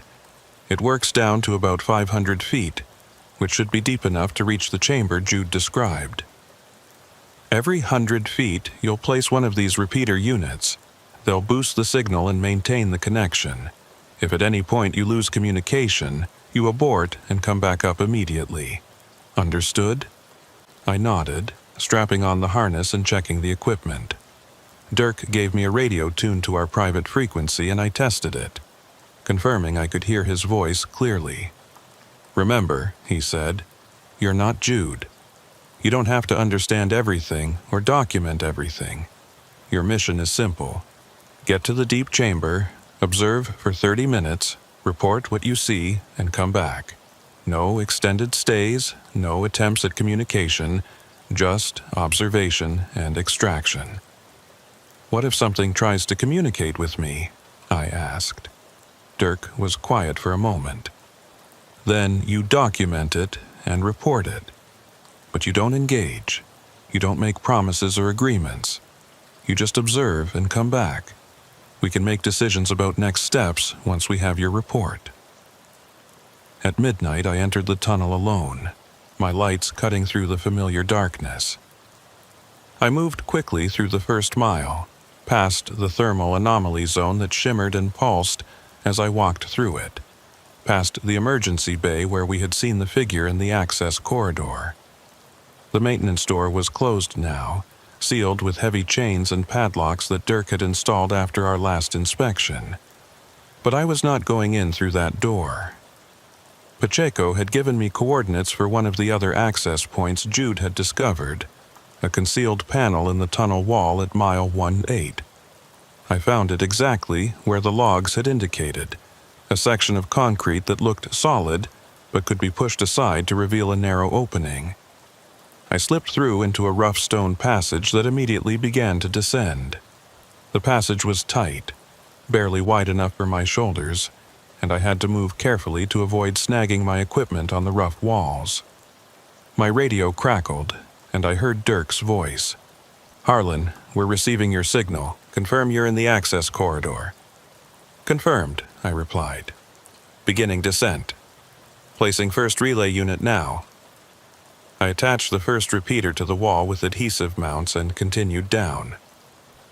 The passage widened after about 50 feet, opening into a more natural tunnel that showed signs of old mining work. Tool marks, support timbers, rusted equipment abandoned decades ago. I placed relay units every 100 feet as instructed, testing the communication at each stop. Dirk's voice remained clear, reassuring me that the system was working. At 300 feet below the main tunnel, I reached the first branching point. 3 passages led off in different directions, exactly as Jude had described. Alpha rising toward the mountain peak, Beta continuing horizontally, Gamma descending sharply into the depths. I took Gamma, following Jude's path, using the rope to control my descent on the steep sections. The vibration that Pacheco and Jude had both described became noticeable around 400 feet. It started as a faint hum that I felt more than heard, then intensified into a physical sensation, a pulse that resonated in my chest and made my vision blur slightly with each beat. The rhythm was slow, maybe 12 beats per minute, like a heart beating in the mountain's core. At 500 feet, I entered the chamber Jude had described. It was everything he had said and more. A natural limestone cavern, perhaps 60 feet in diameter, with a ceiling that disappeared into darkness above my light's reach. Stalactites hung like frozen waterfalls, and the walls were covered with mineral formations that had grown over thousands of years. But interspersed with the natural features were human-made structures, concrete platforms built into the rock, metal scaffolding that served no obvious purpose, and electrical conduits that ran along the walls and disappeared into drilled holes. And there was the light, the greenish bioluminescent glow that Jude had documented, coming from patches on the walls and floor, pulsing in time with the vibration I felt in my chest. The light was beautiful, unlike anything I had ever seen, each pulse revealing new patterns in the rock, new formations that seemed to appear and disappear with the rhythm. "Harlan, we're receiving your signal," Dirk's voice said through the radio. "What's your status?" "I've reached the chamber," I replied. "It's exactly as Jude described. The light is here, pulsing. The vibration is strong. No signs of danger, no gas readings. Oxygen levels are normal. I'm going to observe for the planned 30 minutes. Copy that. We're monitoring from the surface. Report every 5 minutes." I found a concrete platform that looked stable and sat down, turning off my helmet lights to see the chamber in its natural state. With my artificial lights extinguished, the greenish glow intensified, and I could see the patterns more clearly. They were not random. The pulses moved across the walls in waves, creating temporary shapes and symbols that faded as the next pulse arrived. And I realized Jude had been right. This was language, or something like language, information being expressed through light and rhythm. I sat there for 5 minutes watching the patterns, feeling the vibration, and gradually I began to sense something behind the display. Not a presence exactly, but an awareness, a sense of being observed and analyzed. The patterns began to change, responding to my attention, creating new combinations of light and shadow that seemed directed at me specifically. "Harlan, 5-minute check-in," Dirk's voice said. "All good," I replied. "The light patterns are responsive. They change when I focus on them." Jude was right about that part. This might be some form of communication. I continued observing, and the patterns became more complex, more specific. I saw shapes that resembled geological structures, diagrams of tunnels and chambers, maps of the mountain's interior. I saw what might have been timelines, sequences of events represented by varying intensities of light. And I saw figures, human shapes rendered in bioluminescence, walking through the tunnels, descending into the chambers, some of them staying, some of them leaving, some of them transforming into something else.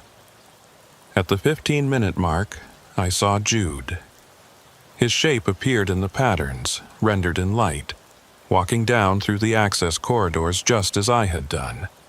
But his journey did not end in the chamber. The patterns showed him going deeper, through passages I had not explored, into spaces beneath the chamber where the light grew brighter and the shapes more complex.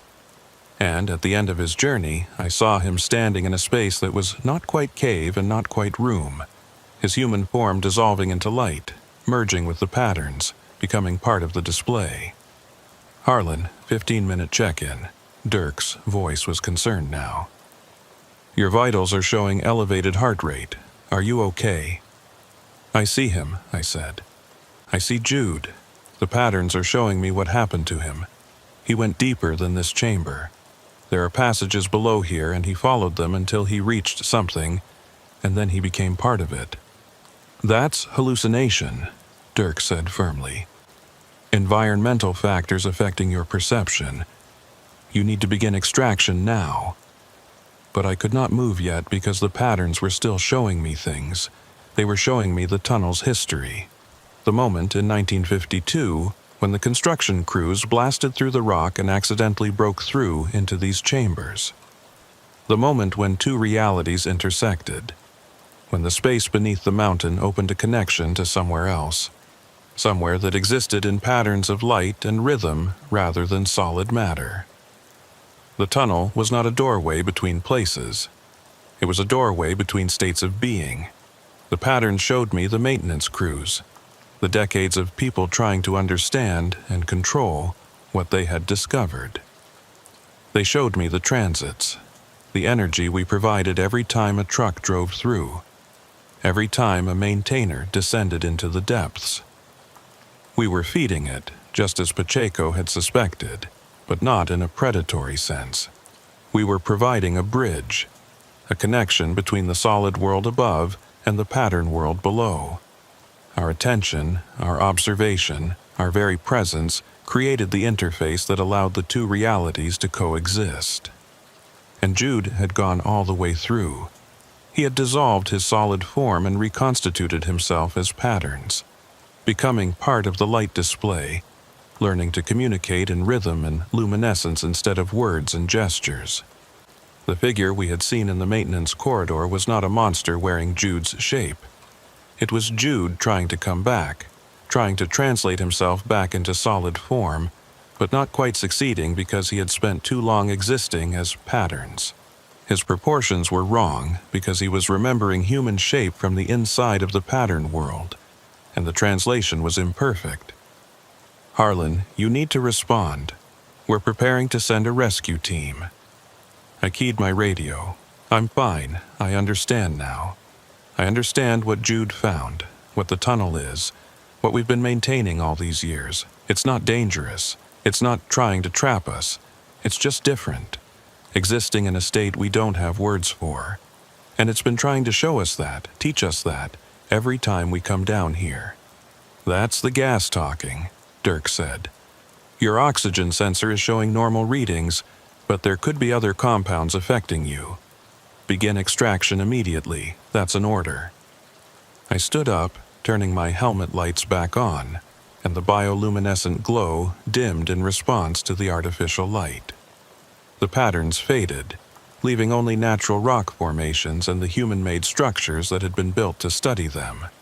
I felt the loss immediately, like closing a book before reaching the end of the story. "I'm starting extraction," I said into the radio. "But Dirk, we need to talk about this when I get back up. We need to reconsider everything we think we know about Echo Portal." The climb back up took twice as long as the descent, and every step away from that chamber felt wrong, like I was walking in the wrong direction. I kept looking back, seeing the greenish glow fading in the distance, and part of me wanted to turn around, descend again, stay longer, learn more. But I forced myself to keep climbing, collecting the relay units as I passed them, maintaining communication with Dirk. When I finally emerged from the access corridor and stepped back into the main tunnel, I felt the temperature difference immediately. The chill of the mountain air versus the strange warmth of the chamber below. Dirk and Pacheco were waiting at the access point, and they grabbed me as soon as I appeared, checking me over with the urgency of people who had been genuinely worried. "Your radio transmission got strange toward the end," Dirk said. "You were talking about pattern worlds and translation and things that don't make sense. We thought we were losing you."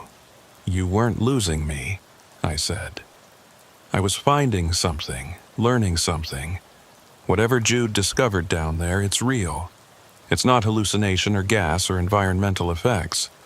There's something beneath this mountain that exists in a completely different way than we do, and the tunnel is the interface between our existence and theirs.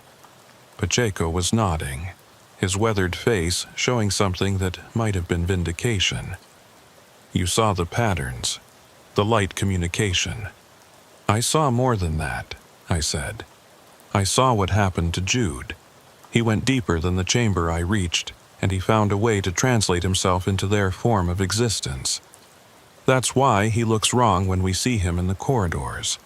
He's trying to come back, trying to exist in both forms at once, but it's not working perfectly.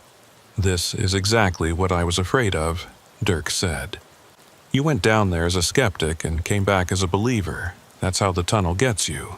It shows you things that seem profound and meaningful, and you start thinking you've discovered some great truth, when really you're just experiencing neural effects from environmental exposure. Then, how do you explain the patterns? I asked. The way they responded to my attention showed me specific information about the tunnel's history and Jude's journey. That's not random neural misfiring, that's communication. It's interpretation, Dirk countered. Your brain taking random stimuli and creating meaning from it, the same way people see faces in clouds or hear voices in white noise. You wanted to find meaning down there, so you found it. We stood there in the tunnel, the three of us, and I realized we were at an impasse. Dirk represented the old way of thinking, treating Echo Portal as a hazard to be managed. Pacheco represented the new way, seeing it as an opportunity for understanding. And I was caught in the middle, having experienced something that felt profoundly real, but that I could not prove to someone who had not been there. What do we do now? I asked. Pacheco pulled out his phone and showed me the monitoring data from my descent. Temperature readings, motion sensors, radio transmission logs. We document everything, he said.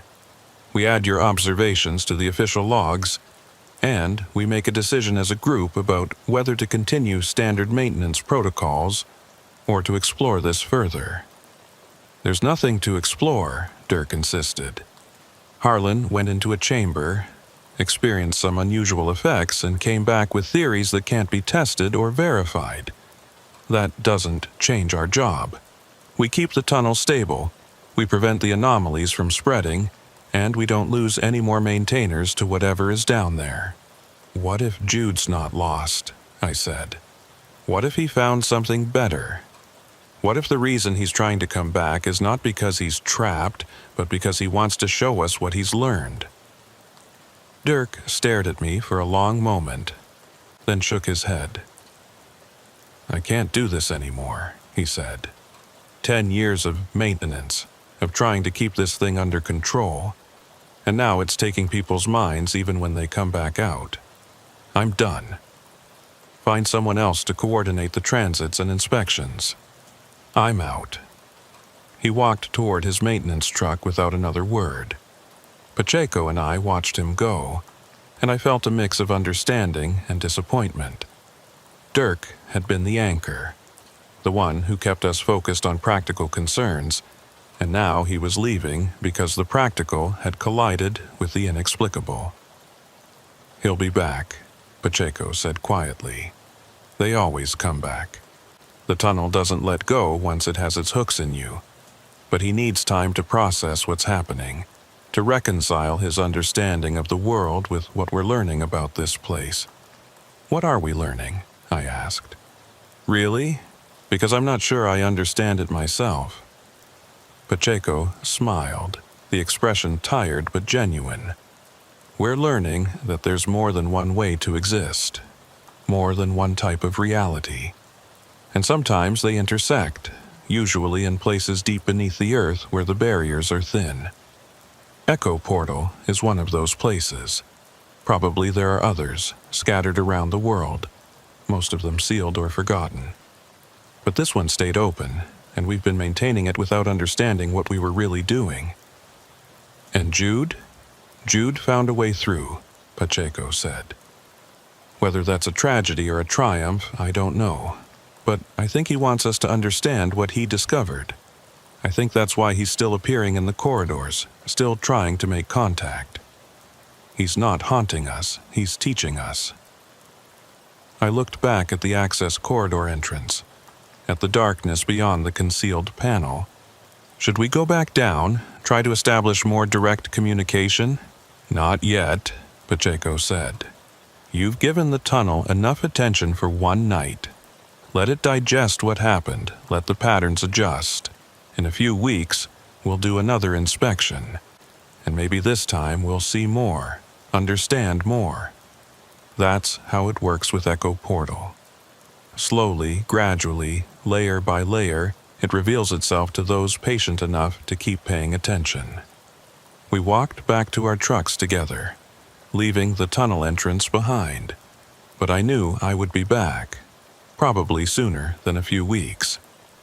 The patterns I had seen in that chamber, the sense of something trying to communicate across an unbridgeable gap, had lodged themselves in my mind like a splinter. I could not stop thinking about them, could not stop wondering what other information they might convey if I just spent more time observing, more time learning their language. As I drove away from Echo Portal that night, heading back toward normal highways and normal loads, I kept my radio tuned to Channel 9. Waiting for the call that would inevitably come, the message that would tell me the tunnel needed maintenance, needed attention, needed someone to descend into the depths and witness the patterns once more. Because that was my role now. Not just a maintainer, but a witness. Someone who had seen the space where realities intersect and had come back to tell about it, even though the telling would always be incomplete, always fall short of the actual experience. In my rearview mirror, I could see the mountain silhouetted against the night sky, and I imagined the chambers beneath it, the passages winding through stone, the deep spaces where the light pulsed and the patterns danced. Somewhere in those spaces, Jude existed in a form that was no longer entirely human, trying to bridge the gap between what he had been and what he had become, and somewhere in those same spaces, something else existed too. Something that had been there long before the tunnel was built, long before humans ever walked these mountains. Something that was patient and curious and willing to teach, if only we were willing to learn in return. I drove through the night, but I never really left Echo Portal behind. It stayed with me, a presence at the edge of my awareness, breathing its slow rhythm, pulsing its greenish light, waiting for my return, because that was the truth that Dirk could not accept, and that Pacheco had understood all along. Once you descended into those chambers, once you witnessed the patterns and felt the vibration and understood even a fraction of what was being offered, you were changed. Not lost, not trapped, but fundamentally altered in ways that could not be undone. And sooner or later, you would answer the call to go back down, to learn more, to understand more, to eventually make the same choice that Jude had made, to step through the interface and become something new, something that existed in both realities at once, a bridge between the solid world and the pattern world. I did not know if I would make that choice. Not yet. But I knew I would have the opportunity, probably many times over the years ahead. And each time it would become a little harder to say no, a little more tempting to take that final step and see what existed on the other side. Echo Portal was not just a tunnel through a mountain. It was a question that the mountain itself was asking. And all of us who maintained it, who descended into its depths, who witnessed its patterns, we were all moving slowly, inevitably, toward the moment when we would finally answer that question with our own transformation. The road stretched ahead of me, dark and empty, and I drove on through the Colorado night, carrying the mountain's question with me, knowing that someday, perhaps soon, I would return with my answer.